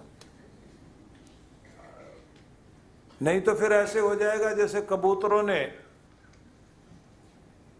वो बात तो सुन ली थी, उनके बड़ों ने कही थी कि शिकारी आएगा, जाल फैलाएगा, दाना डालेगा, लालच में मत आना, जाल में मत फंस जाना। अब उनको ये बात याद हो गई, बड़े ने कही है, बड़ी बात याद रखनी है, मंत्र तो याद कर लिया। लेकिन जैसे ही आया शिकारी तो जाल फैलाया, दाना डाला, उन्हें जाल नहीं दिखाई दिया, उन्हें दाना दिखाई दिया। वो जाल की तरफ नहीं देख रहे, वो दाने की तरफ देख रहे हैं। और वहीं बैठे बैठे डाल पर दोहरा रहे हैं, शिकारी आएगा, जाल फैलाएगा, दाना डालेगा, फंसना नहीं, लालच में आना नहीं। और ऐसे कहते कहते जाकर दाना खाने के लिए बैठ गए। और कमाल ये है कि उनको मंत्र इतना कमाल का याद था, फंसे फंसे भी कह रहे हैं शिकारी आएगा, दाना डालेगा। उनका बड़ा आ गया, उसने कहा पागलो अब तो मंत्र छोड़ दो, ये तुमने मंत्र तो रट लिया, इसका अर्थ तो समझ में आया नहीं अभी तक। वो बोले हमको तो डर डर में भी यही याद आता है, ऐसे ही बोलते हैं। तो उनके बड़े ने एक बात कही, अब तो एक दूसरा मंत्र काम करेगा, अब इकट्ठे मिलके उड़ो तो जाल को लेकर उड़ जाओगे, यहां से तो निकलो, शिकारी से तो बचो, कौन काटेगा जाल ये बाद की बात। तो कहानियां आप सबने सुनी है, सारी यही है कि सिर्फ रटने से बात नहीं बनेगी, उसका मतलब भी समझ लेना है और समझकर उसे अपनाना भी है। जैसे जैसे दोहराते जाओगे दिमाग आपका काम करता जाएगा, आपका सबकॉन्शियस माइंड काम करता चला जाएगा। तो उसके बाद आपके अंदर निश्चित रूप से वो बात आ जाएगी कि आपकी अशुभ चीज़ हटेगी, शुभ आपकी तरफ आनी शुरू हो जाएगी। तो अपने शुभ को आपको लाना है। अब तीसरी बात, तीसरी बात है कि आप नींव बनिए, नींव मजबूत कीजिए, जड़ों को मजबूत कीजिए। मैंने आपसे कहा था जड़ें काटने से बड़ा होता हुआ पेड़ भी छोटा रह जाता है, उसकी लंबाई को फिर इंचों से नापा जाता है। 6 इंच का हो गया, 7 इंच का हो गया, 8 इंच का हो गया। जो पेड़ 100 फुट का हो सकता है उसकी को 6 इंच का करके, 5 इंच का करके, 15 साल का पेड़ 5 इंच का, 6 इंच का करके इनाम जीते जाते हैं। मैंने इसको बौना बना दिया। मैं ये निवेदन करूंगा, कोई इतना छोटा ना कर दे आपको कि आप उतने छोटे से दायरे में पड़े रह जाएं। इसलिए आप ये देखिए, किसी इमारत को ऊंचा जाना हो तो उसकी नींव को बहुत गहरा जाना होता है। अपनी नींव को मजबूत कीजिए तो ऊंचे जाओगे। अपनी फाउंडेशन को गहरा कीजिए, मजबूत कीजिए, निश्चित ही ऊपर जाओगे, ऊंचे उठोगे। अब ये नींव क्या है, ये फाउंडेशन क्या है जिसे आप गहरा करना चाहेंगे या करना चाहिए, इसे भी ध्यान से सुन लीजिए। नींव एक तरफ आपके प्राण है। प्राण शक्ति को चिंता लगे या भय लगे, डर या निराशा या किसी चीज के बिछड़ने का गम, इससे जड़ें कमजोर होती हैं। अपनी जड़ों को मजबूत करना है तो एक तो नियम बना लीजिए, प्राणायाम करोगे, हंसोगे जरूर, और मस्त रहने की आदत बनाओ। मस्ती में रहना, संतुष्ट रहना, सब्र करके परमात्मा को धन्यवाद देना। मुश्किल लगता है जब आदमी परेशानी की हालत में होता है तो धन्यवाद कैसे कर दे। ऐसे समझ लेना, इस हालत के बाद भी भगवान ने मेरी लाज बचा रखी है, ठीक चल रहा हूँ।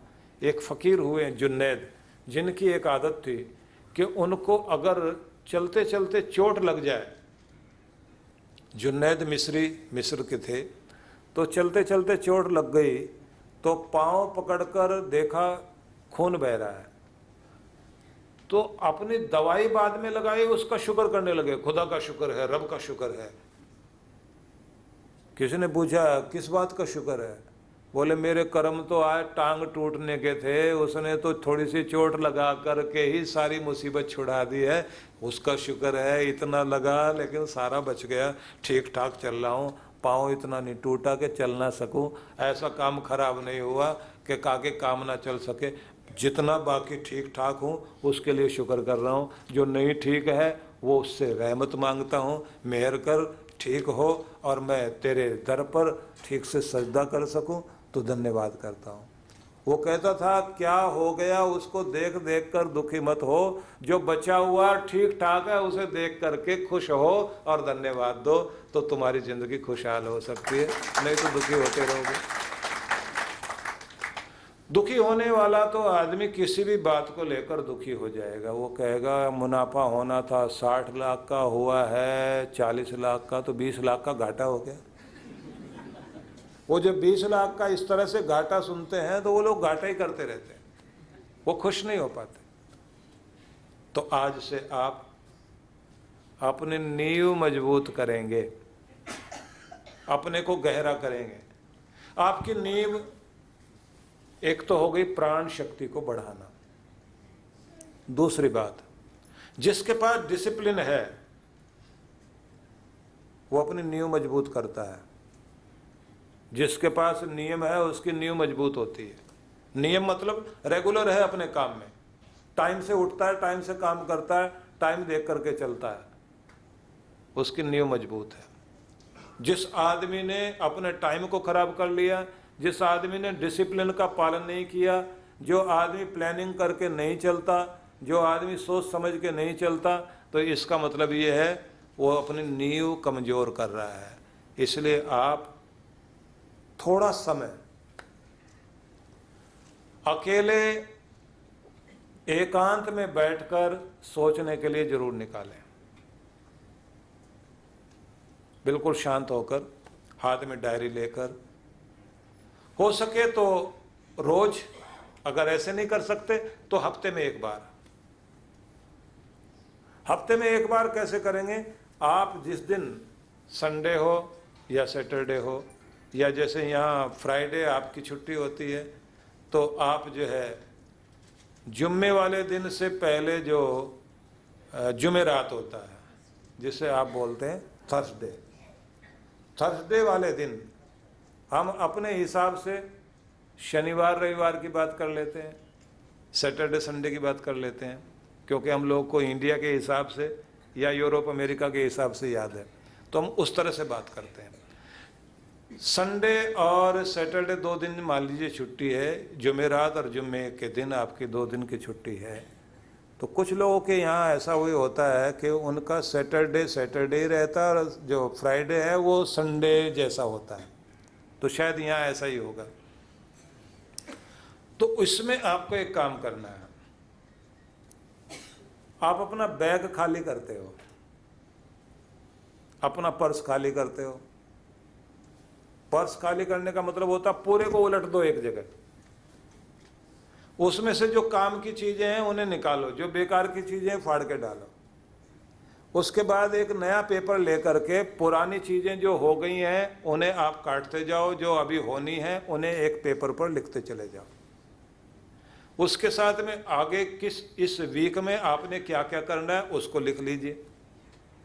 ये सब लिखने के बाद में आप नए पेपर पर लिख देंगे, पुराने वाले फाड़ देंगे और फिर से नए ढंग से अपने ब्रीफ केस को या अपने पर्स को, अपने बैग को आप तैयार करेंगे। तो बैग को एक बार खाली करना जरूरी होता है, पर्स को खाली करना जरूरी होता है, नहीं तो आप पूरे वीक में कैसे चलते रहे इसको समझ नहीं पाओगे, नई प्लानिंग भी नहीं कर पाओगे। तो ये एक तरीका होता है, ज़्यादातर लोग ये करते हैं। अब मैं दूसरी बात करता हूं, जैसे आप अपना बैग खाली करते हैं, इसी तरह दिमाग खाली कर लीजिए। पूरी चीजें दिमाग से वॉश आउट करो।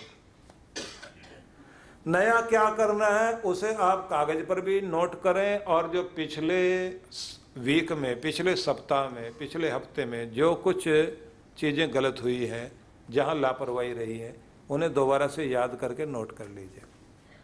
जैसे आप उनको नोट कर लोगे, और ये बात ध्यान में रखकर कि इनको दोहराना नहीं, गलत चीज को नहीं दोहराना, अच्छी चीज को दोहराना है। उसका परिणाम एक ये होगा, उसका एक अच्छा रिजल्ट ये होगा आपकी ज़िंदगी में कि आप पहले से ज़्यादा निखरते चले जाएंगे। जैसे आपने ये देखा कि पिछले हफ्ते में मेरा ज़्यादातर टाइम बेकार की बातों में गुजरा है, टाइम पर काम नहीं कर पाया, मेरा समय चुराने वाले लोग आते रहे, बेकार की गप्पें होती रही। अब मैं इस बात को ध्यान रखूँगा। मतलब ये नहीं कि मैं किसी रिश्तेदार या मिलने वाले के साथ गलत व्यवहार करूंगा, टू द पॉइंट बात करनी है, हंस करके बात करनी है, और फ्लाइंग विजिट करूंगा। पार्टी में भी जाऊंगा तो फ्लाइंग विजिट करूंगा, सबके पास गए, हाथ मिलाया, सबसे हंसे बोले, और फिर ढूंढा कि पतली गली कहाँ है, किधर से निकलना है, और फटाफट निकल करके आ गए। क्योंकि वहाँ टाइम खराब करने वाले लोग बहुत सारे होते हैं जो बैठे हैं और कहाँ कहाँ की गप्पें लड़ा रहे हैं। कोई ताश खेलने में लगा हुआ है, कोई तंबोला पार्टी, कोई किट्टी पार्टी, कोई पिट्टी पार्टी, पता नहीं कौन कौन सी पार्टियां चल रही। तो आप पूरा ध्यान रख करके निकल कर आ गए। आपको ये भी ध्यान है कि आपको क्या खाना है, वहाँ खाना है या अपने घर से खा कर जाएंगे। तो अपना नपा तुला आप खा रहे हैं, सबसे मिलकर भी आए। सब लोग ये भी समझते हैं अभी आया था, मेरे से मिल के भी गया, बहुत हंस करके गया, बहुत खुश होकर के गया है। गले मिलना, हाथ मिलाना, हंसना बोलना, 2-2 मिनट के लिए सबके पास गए और अपना सबके पास से अपना समय व्यतीत किया और जल्दी से जल्दी निकल करके वापस आ गए। आपको समझ में आया कि मुझे जल्दी सोना है और सुबह जल्दी उठना है। सुबह जल्दी आप उठते हैं तो अपना प्राणायाम, योगा एक्सरसाइज, कार्डियो एक्सरसाइज, ये सब कुछ करने के साथ साथ आपको ये पूरा ध्यान रखना है कि आपका अपना डाइट चार्ट बना हुआ हो। आप 3 बार नहीं खाएंगे, आप 6 बार खाइए। 2-2, 2.5 घंटे के बाद में आप अपना जो है थोड़ा थोड़ा कुछ लीजिए और उसको जो है अलग अलग वैरायटी में, जैसे आपका डाइटिशियन आपके लिए डाइट चार्ट बना के देता है, उस तरह से लेना शुरू कर दीजिए। आप मोटे नहीं होगे, एनर्जी पूरी रहेगी। दूसरी बात आपको ये ध्यान रखनी है कि सारा दिन में काम करना है लेकिन थकना नहीं है। काम नहीं थकाता आपको, तनाव थकाता है, स्ट्रेस थकाता है, टेंशन थकाती है आपको।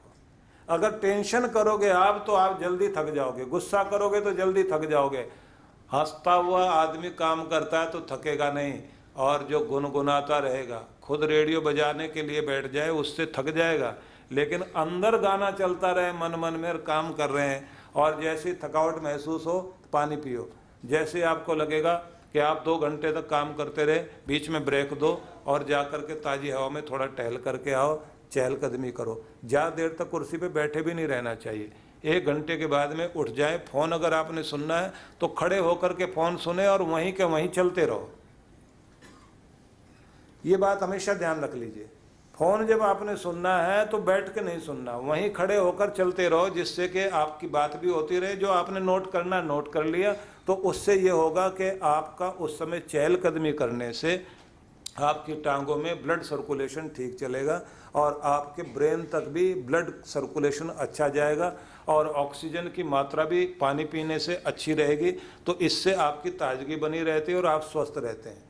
और अगर आप हर समय बैठे ही रहें और फ़ोन पर गप्पे मारते चले जाएंगे, लोग सामने बैठकर इतनी बात नहीं करते जितने फ़ोन पर बात किया करते हैं। तो आपको इस चीज़ से बचना है। कितने लोग ऐसे हैं, घर में आए हुए व्यक्ति से उतनी देर बात नहीं करेंगे जितनी सीढ़ियों पर खड़े होकर बात करते हैं।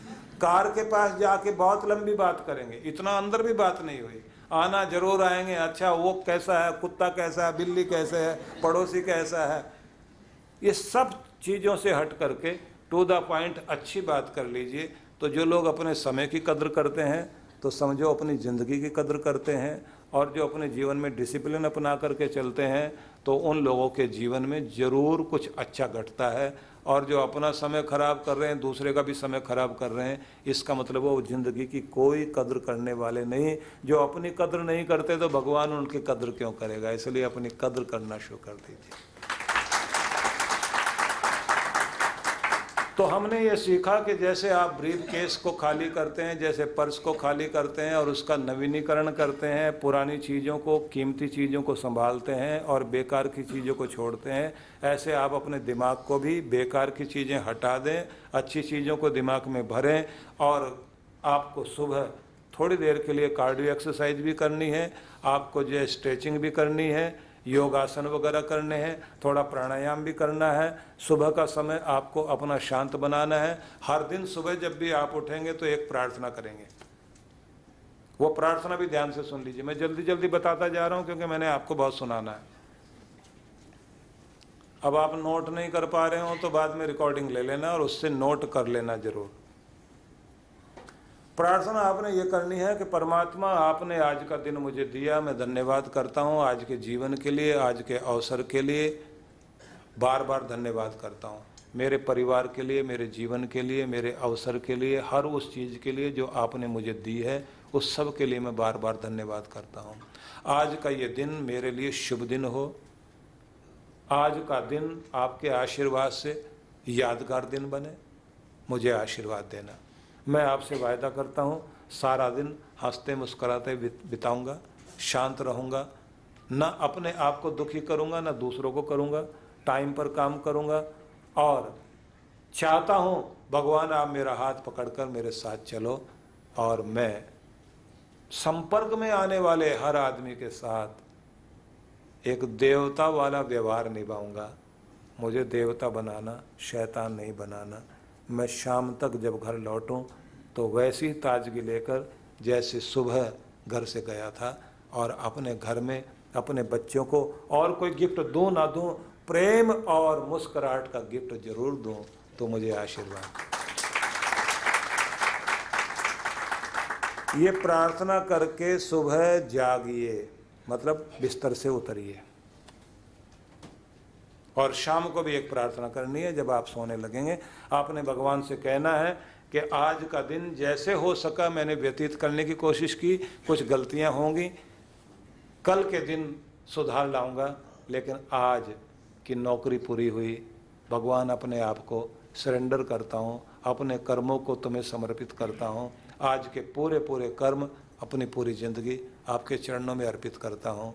कल फिर मुझे मौका देगा, तेरी नौकरी पर फिर खड़ा होऊंगा तेरा काम करने के लिए।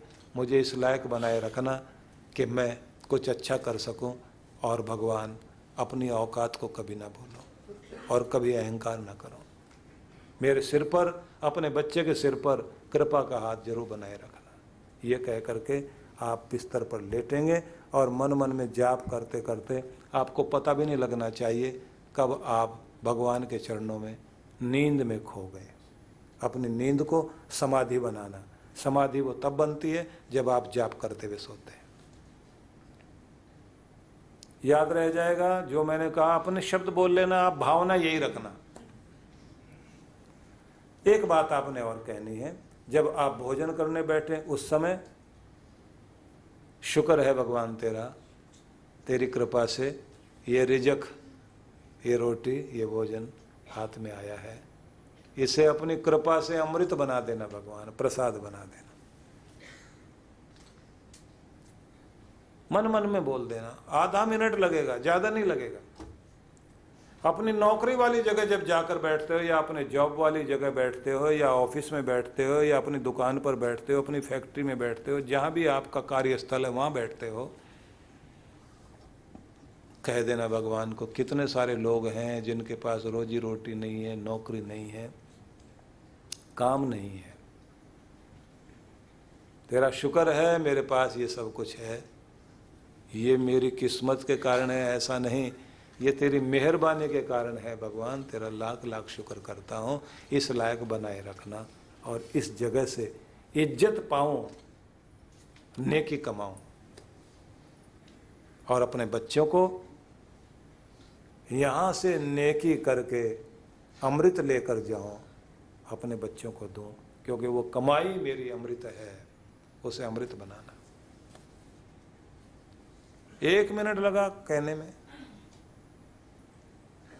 और फिर प्रेम से अपनी दुकान, अपने काम वाली जगह में दोनों हाथ इस तरह से करके, गॉड ब्लेस मी, भगवान मुझे आशीर्वाद दो। अपने हाउस के लिए, अपने घर के लिए, अपने ऑफिस के लिए दोनों हाथ ऐसे करके पूरे आशीर्वाद बांट दो। मुस्कराकर अपने काम को देखो। मैं अपने काम को बहुत प्यार करता हूँ, मैं अपनी जगह को बहुत प्यार करता हूँ, मैं अपनी सीट को, अपनी गद्दी को बहुत प्यार करता हूँ। ऐसे जो है अपने काम को प्यार करिए।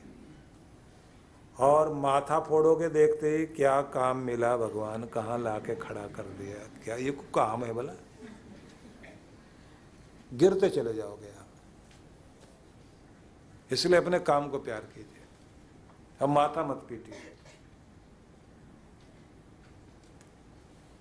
हमारे आश्रम में बहुत सारे गार्ड्स हैं।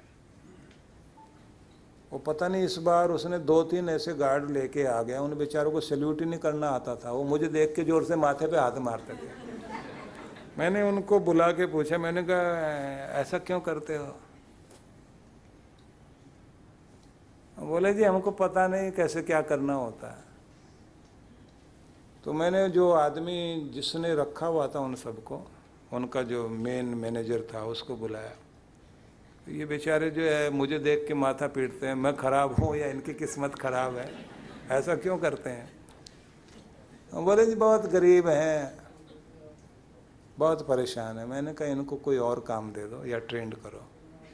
ये पूरी जिंदगी बेचारों को माथा पीटने की आदत है, किस्मत पीटने की आदत है। अपनी तो किस्मत ही खराब है, अपनी किस्मत खराब, ये दूसरे की भी खराब करेंगे। वो तो बेचारे गार्ड थे, लेकिन ऐसे बहुत लोग हैं, किसी को भी देखकर कोई काम बिगड़ गया, अपने बच्चे का काम बिगड़ा देखा, तुरंत माथा पीटेंगे। ये देखो क्या कर दिया इसने। माथा मत पीटिए। इस जगह तिलक लगाया जाता है, ये सौभाग्य की निशानी है। इस जगह कहो उस परमात्मा की मेहर है। और एक बात ध्यान रखिए, महान पुरुष लोग जब सामने मिलते हैं ना, उनके सामने इस तरह से अदब से प्रणाम करो कि उनकी मेहर भरी नज़र आपके तिलक वाले भाग पे जाए, जिससे ये किस्मत चमके और आपका भाग्य चमक कर आपका कल्याण। कुछ भी ना दे वो, उनकी रहमत वाली मेहर वाली नज़र भी बहुत होती है। सामने ये कोशिश करनी चाहिए। कल मैंने देखा बहुत प्रेम वाले लोग थे, कई लोग तो मैं आगे चला गया, पीछे से मेरा हाथ पकड़ के अपने सिर पे ऐसे से करा रहे थे। बड़ा जबरदस्ती वाला आशीर्वाद था।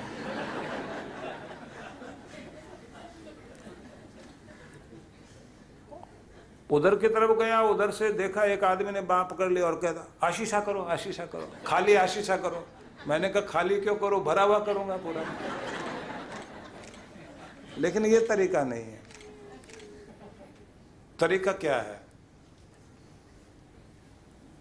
गुरु का जो ओरा है उसकी मेहर भरी नज़र में होता है, उसके हाथ में होता है, सामने रहना चाहिए।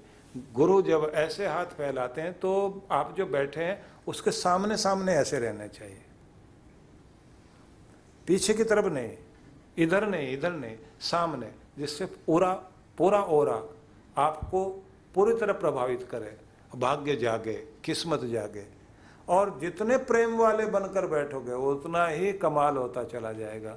और कमाल की बात तो ये, आगे वाले को ज़्यादा मिलेगा ऐसा नहीं है, जो जहाँ बैठा है जितना उसका चुंबक काम करेगा उतना ही ज़्यादा उसे वहीं बैठे बैठे मिलेगा। इसलिए रेडियो तरंगे जो हैं वो रेडियो स्टेशन के पास ही ज़्यादा काम करती हैं ऐसा नहीं है, वो तो पूरे शहर में काम कर रही होती हैं। ऐसे गुरु की भी कृपा वाली रेडियो तरंगे, आप जहाँ बैठे हैं बस आपको अपना रेडियो सेट करना है, ट्यून वहीं बजनी शुरू हो जाएगी, कृपा वहीं होनी शुरू हो जाएगी।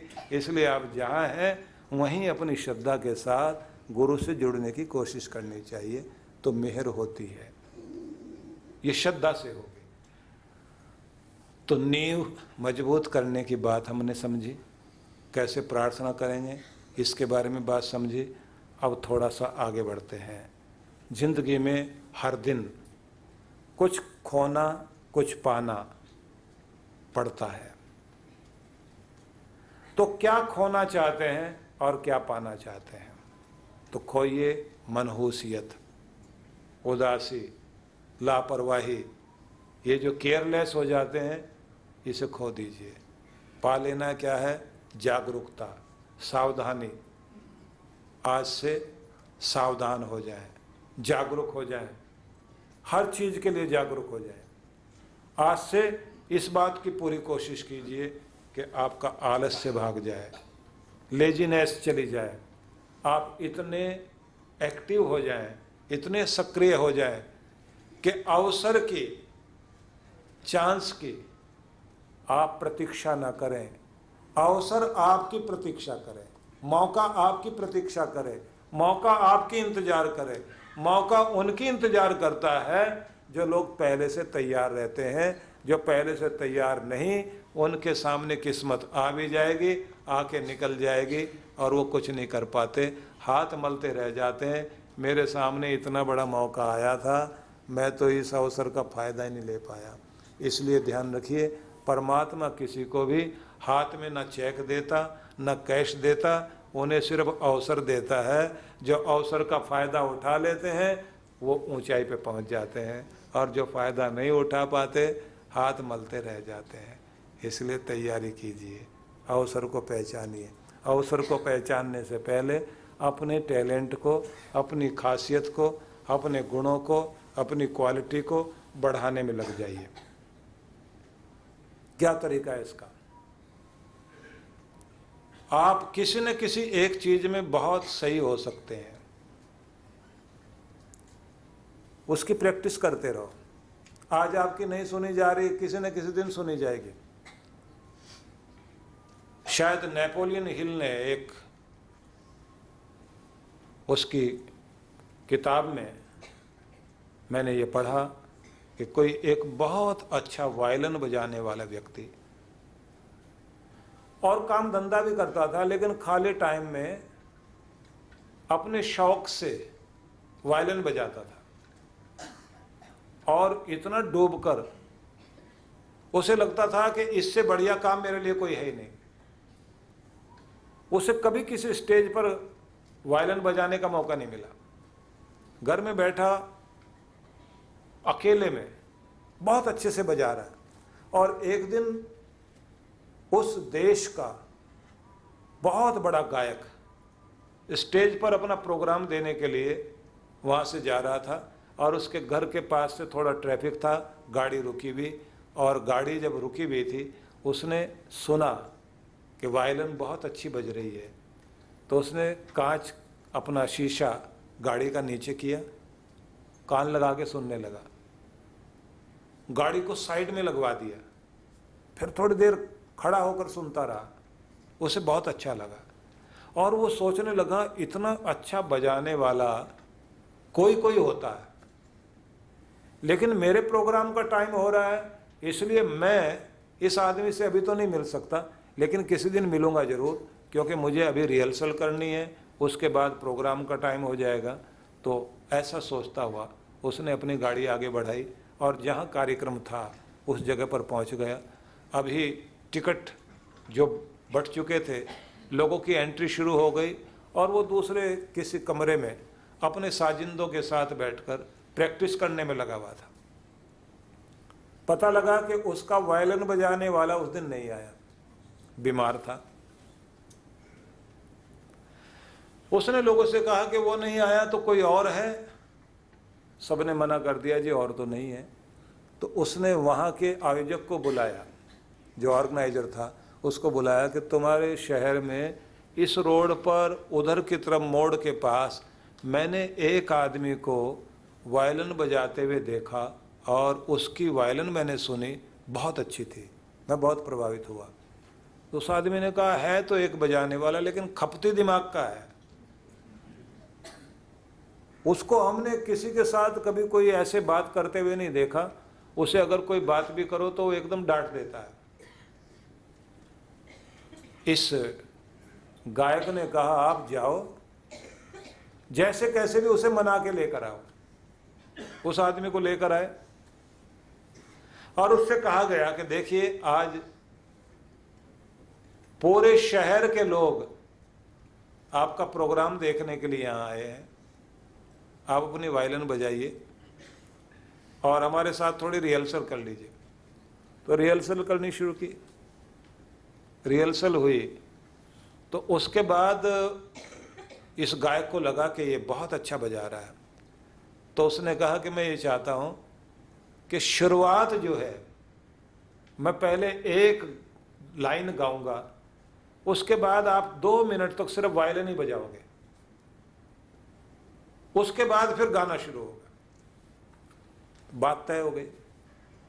तो स्टेज पर जैसे ये कलाकार पहुंचा जो मुख्य गायक था, उसने 2 लाइनें गाई और ये साथ में वायलिन बजा रहा था, और उसके बाद ड्रम बीट शुरू हुई, और उसके बाद वायलिन बजाता हुआ ये आदमी एक साइड से चलता हुआ दूसरी साइड गया, उधर से चलता हुआ इधर आया, हॉल तालियां बजाते जा रहा है। और उसके बाद फिर इसने गाना शुरू किया, कलाकार ने, जो मुख्य गायक था, और ये वायलिन बजाता जाए। उसने गाते गाते बीच में रोक करके कहा कि तुम लोगों की किस्मत अच्छी कि ये तुम्हारा शहर इस महान वायलिन वादक का शहर है, क्योंकि ऐसा बजाने वाला मैंने आज तक नहीं देखा। और जैसे ये कहा, जनता ने खूब तालियां बजाई। उसके बाद दोनों ने मिलकर के जो गाया, एक ऐसा अभूतपूर्व प्रोग्राम हुआ कि पूरे शहर में चर्चा हुई, और वो उसके बाद उस देश का महान वायलिन बजाने वाला बना। और जब वो उस ऊंचाई पर पहुंच गया, उसके बाद उसके बारे में लिखा गया कि रातों रात स्टार बन गया ये आदमी, एक ही प्रोग्राम से स्टार बन गया। तो लिखने वालों ने उसके बाद कहा रातों रात स्टार नहीं बना, इसने जो 8 साल से लगातार मेहनत कर रहा था, लगातार अपने आप को बना रहा था, लगातार अपनी तैयारी कर रहा था, इसने कभी नहीं सोचा कि कब अवसर आएगा। इसने कहा मुझे अवसर की प्रतीक्षा नहीं करनी, मुझे अपनी कला को निखारना है, अवसर तो कभी न कभी आएगा ज़रूर, जब वो आएगा तो देखा जाएगा। तो अपने आप को तैयार किया और एक दिन अवसर आया, उसने उठाकर शिखर पर पहुंचा दिया कि पूरे देश में नाम जाना गया। इसलिए ये कहा जाता है कि मेहनत इतनी खामोशी से करो कि सफलता अपने आप आपका शोर मचाने लग जाए, कामयाबी अपने आप आपका नाम गुंजाने लग जाए। अगर आप मेहनत लगातार करते चले जाओगे, जब अवसर आएगा आपको ऊंचाई पर पहुंचा देगा। इसलिए अवसर की प्रतीक्षा नहीं, आप अवसर को अपनी प्रतीक्षा करने दो। आप अपनी तैयारी इतनी बढ़िया करो कि अवसर आपको अपने आप ऊंचा उठा दे। इसलिए आप हर क्षेत्र में जो भी आपको आता है उसमें मेहनत करना शुरू कर दीजिए। आप देखेंगे आपकी एक अलग ही पहचान बन जाएगी। इसलिए मैं ये निवेदन करूँगा कि कुछ खोना कुछ पाना जरूर है, लेकिन क्या खोना है, तो कुछ ऐसी चीज़ें खोने के लिए हैं आपके पास। अगर आप जल्दी नाराज हो जाते हैं, जिद करने बैठ जाते हैं, आलस्य कर जाते हैं, या आप ये कहते हैं कि हो जाएगा, देख लेंगे, कल कर लेंगे, आज का काम कल पर टालने की आदत है, लंबा खींचने की आदत है काम को, या शुरू तो बहुत अच्छा कर देते हैं लेकिन आगे आप निभा नहीं पाते। ये जो भी ऐसी आदतें हैं, आज से उनको छोड़ना है और उनसे विपरीत चीज को पकड़कर अपने को कामयाब बनाना है। आपकी किस्मत आपके दरवाजे पर है आपको ऊपर उठाने के लिए। बस आप थोड़ा सा अपने आप को संभालने की चेष्टा कीजिए, जिंदगी आपकी जरूर ऊंची उठेगी, ये मेरा वायदा है। इसे जरूर ध्यान में रख लीजिए। अब थोड़ी सी बात और, भविष्य के सपने जरूर देखने चाहिए फ्यूचर के लिए, लेकिन जीना चाहिए वर्तमान में, प्रेजेंट टाइम में। मतलब ये हुआ जो टाइम आपका चल रहा है उसका आनंद मनाते हुए चलिए। कल परसों कभी हम खुश होंगे इस चक्कर में मत पड़िए। अगर आज ही खुश हैं तो कल भी खुश होंगे, अगर आज भी खुश नहीं तो कल भी खुश होने वाले नहीं। आज चिंता कर रहे हैं तो कल भी करते रहोगे। इसलिए आज ही आप अपने आप को ऐसा बनाओ कि आप मस्त रहें, खुश रहें और अपने वर्तमान में, प्रेजेंट टाइम में जीना शुरू कर दीजिए। और हो सके तो इस बात का हिसाब लगाओ क्या क्या भगवान ने दिया, इसका हिसाब मत लगाओ क्या नहीं दिया। आदमी की आदत है वो या तो अभाव में जीता है या दूसरों के प्रभाव में जीता है। दूसरे के पास क्या है, मेरे पास क्या नहीं है, इस आदत में जीने वाले लोग ज्यादा रहते हैं। तो आज से आप इस बात की कोशिश कीजिए, जो जो आपको दिया गया है उसमें संतुष्टि रखें। और ये भी याद रखें, कुछ चीजें भाग्य देता है, कुछ चीजें आप भाग्य से छीनते हैं। किस्मत में था नहीं लेकिन आपकी मेहनत ने आपको दे दिया। आखिर तक लड़ना शुरू कर दीजिए, जंग लड़ना शुरू करो। मैंने कल वो कहानी सुनाई थी ना उस महिला की जिसने अपने घर को फिर से उठाया, जिसने अपने बच्चों से कहा था आज तक पूरे घर को अपने कंधों पर बच्चों तुम्हारा पिता उठा के चलता था। आज उसका शरीर इस लायक नहीं रहा कि वो उठ सके, चल सके। आज हम सब मिलकर जीतेंगे। आज से हम लोगों ने, सब ने अपनी अपनी जिम्मेदारी निभानी है। और उसने कहा कि तुम्हें नौकरी नहीं छोड़नी, नौकरी छोड़ के मत बैठो। आज मैं पहले, क्योंकि मेरे पति और मैं दो मिलकर एक होते थे, आज वो अगर कमजोर पड़े हैं उनका दूसरा हिस्सा तो कमजोर नहीं है। बच्चे कहते थे माँ तू बीमार है, कैसे करेगी, माँ तेरे पास पैसे नहीं है। उसने कहा मैं करूंगी, कुछ भी करूंगी। अपने जेवर बेचे, जेवर बेचने के बाद पैसे लिए, हिसाब लगाया कितने पैसे में काम चलेगा, बच्चे पढ़ जाएं, और इसी बीच में अपने को ठीक करना, अपने पति को ठीक करना, उनकी क्लिनिक पे जाकर बैठना, उनकी दवाई लिखने के लिए खुद हेल्पर बन गई, घर को संभाल रही है और हिम्मत देती है सारे घर को, हम ठीक हो रहे हैं, हमारे पास सब कुछ है, हमारा काम चल रहा है, थोड़े दिन की तो बात है, सब ठीक होगा। ये विश्वास उसका सबको ठीक कर लाया। ऐसा विश्वास चाहिए। मैंने कभी भी नकली उदाहरण नहीं दिया। मैं कोई भी एग्जाम्पल देता रहा हूं तो वही एग्जाम्पल दिया जो मैंने अपने सामने देखा है।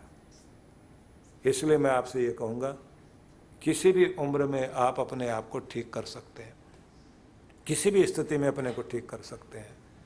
इसलिए कोई मन को कमज़ोर मत कीजिए। आदमी का शरीर जैसे ही वो तैयार होता है ना दुख से, परेशानी से लड़ने के लिए, वो हर स्थिति में वैसी ताकत इस्तेमाल कर लेता है। मैं एक और उदाहरण देना चाहता हूँ। एक व्यक्ति ने कहा कि मेरी जिंदगी बदली उस दिन मेरे घर में आग लगी और मैं बुखार में था, 104 बुखार था और घर में कोई नहीं था और मैं हिल नहीं पा रहा था कि आग लग गई और मैं देख रहा हूं थर थर कांप रहा हूं।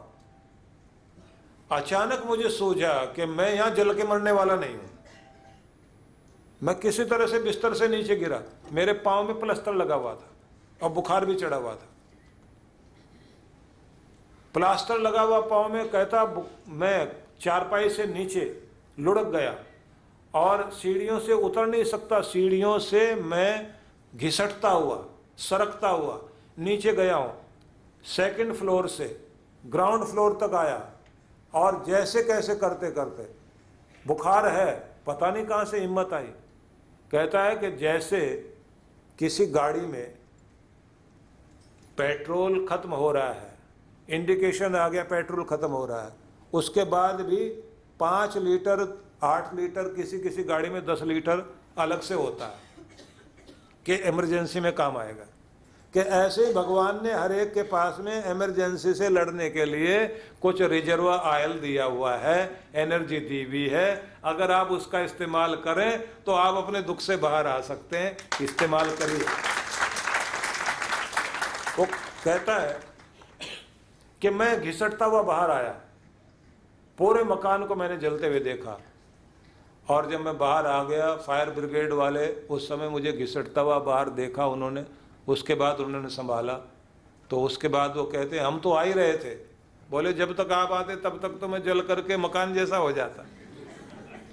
उस व्यक्ति ने कहा कि उस घटना के बाद मैंने एक बात समझी कि जो व्यक्ति बिस्तर से उठ नहीं सकता था वो उठकर, निकलकर, घिसटकर बाहर आया, तो क्या हम अपनी मुसीबतों से बाहर नहीं आ सकते? अपने दुखों को, अपने दुर्भाग्यों को जीत नहीं सकते? जरूर जीत सकते हैं। अपने अंदर की शक्ति का इस्तेमाल करना चाहिए और वही इस्तेमाल करता है जिसके मन में एक पक्का इरादा होता है कि मैं ज़रूर ठीक होऊंगा, मैं ठीक हो जाऊंगा। इसलिए एक शब्द याद करना है, अपने कागज़ पर लिखकर लगा लेना चाहिए, आत्मनिर्माण। आत्मनिर्माण, खुद का निर्माण करना, खुद को बनाना। आज से मैं खुद का निर्माण करूंगा, खुद को डिजाइन करूंगा, खुद के लिए प्लानिंग करूंगा, अपनी ज़िंदगी को ऊंचा लेकर के चलूंगा। मुझे अपनी ज़िंदगी से क्या चाहिए, इस बात को रोज़ याद करें। आखिरी बात, क्योंकि समय तो 8 बजे तक का था और इन्होंने मुझे कागज़ पे लिख के दे दिया, थोड़ा लंबा कर देना है। तो कितना लंबा हो जाए, तो इन्होंने जितना सोचा होगा उतना ही लंबा किया मैंने। तो आखिरी बात कह रहा हूँ, ये बात आप लोग बहुत ध्यान से समझेंगे। आपकी हर महान पुरुष की सबसे बड़ी ताकत थी उसकी प्रार्थना। महात्मा गांधी हर रोज़ प्रार्थना करते थे। कृष्ण भगवान युद्ध भूमि से लौटने के बाद भी अर्जुन को कहते थे प्रार्थना और ध्यान में जरूर बैठो। कृष्ण भगवान हस्तिनापुर में समझौता कराने के लिए जा रहे थे। महाभारत में उस दिन का वर्णन लिखा हुआ है कि सुबह उठे उन्होंने यज्ञ किया, ध्यान किया, प्रार्थना की। सरयू तट पर राम जी ने साधना की, तप किया, प्रार्थनाएं की। सीता माता को हनुमान जी जब खोजने के लिए गए थे अशोक वाटिका में, उनको ध्यान करते हुए, प्रार्थना करते हुए उन्होंने देखा था। पता क्या लगा? हमारे अवतार, हमारे महान पुरुष, हमारे भगवान भी ध्यान में बैठने वाले और दुनिया के सामने ये उदाहरण देने वाले रहे कि प्रार्थना जरूर करो। तो ये पता लगा कि आपकी शक्ति आपकी प्रार्थना में है, आपकी भक्ति में है, आपके ध्यान में है। बैठना सीखिए। कैसे करना है, कैसे ध्यान करो, कैसे प्रार्थना करो, ये तरीका मैं आपको बताना चाहता हूँ, लेकिन कल सुबह। तो जब ये अवसर मिले तो उसका फ़ायदा आपको पूरा पूरा लेना है। और मैं पूरी कोशिश करूँगा कि आपको ऐसे दिया जाए कि आप ऐसे सीख कर जाएं कि जब घर में आप बैठें आपका मन भी टिक जाए, आपका ध्यान भी टिक जाए और आपको प्राप्ति भी हो। तो बहुत बहुत शुभकामनाएं। आइए मिलकर भगवान का नाम उच्चारण करते हैं।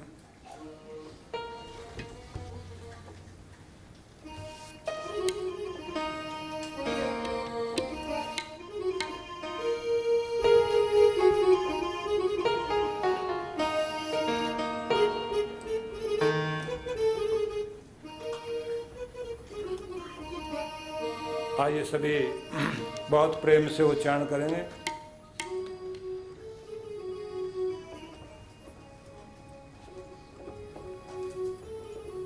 सतनाम सतनाम सतनाम जी,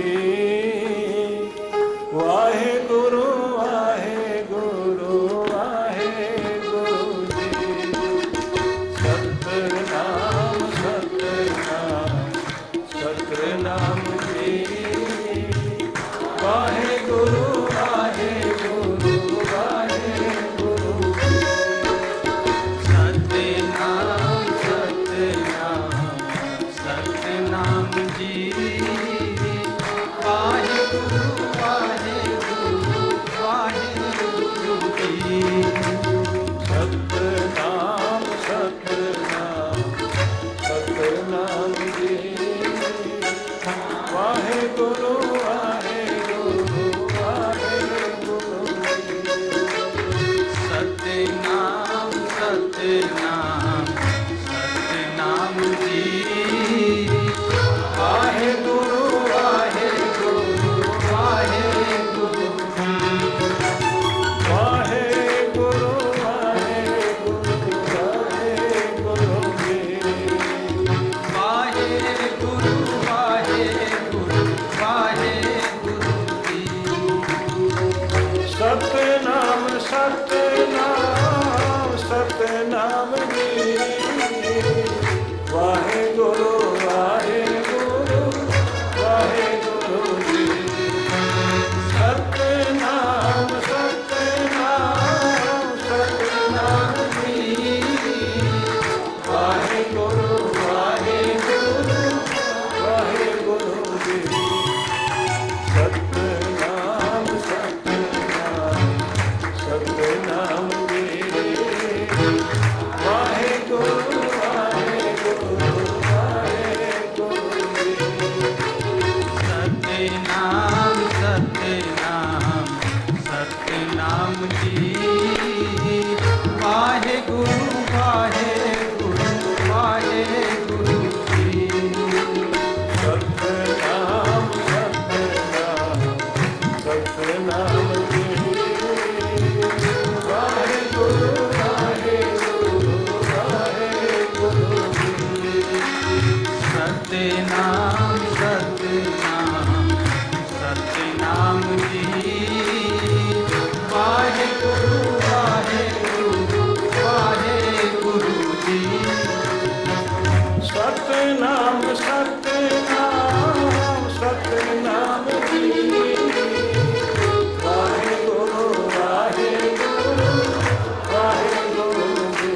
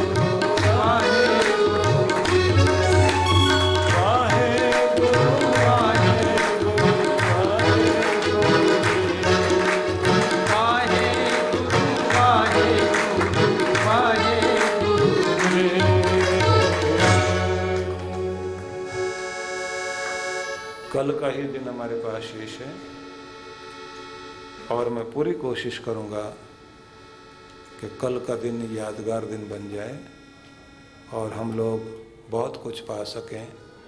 तो बहुत बहुत शुभकामनाएं। आइए संपन्न करते हैं। सर्वे भवन्तु सुखिनः, सर्वे सन्तु निरामयाः, सर्वे भद्राणि पश्यन्तु मा कश्चित् दुःखभाग् भवेत्। त्वमेव माता च पिता त्वमेव बन्धुश्च सखा त्वमेव विद्या द्रविणं त्वमेव सर्वं मम देव।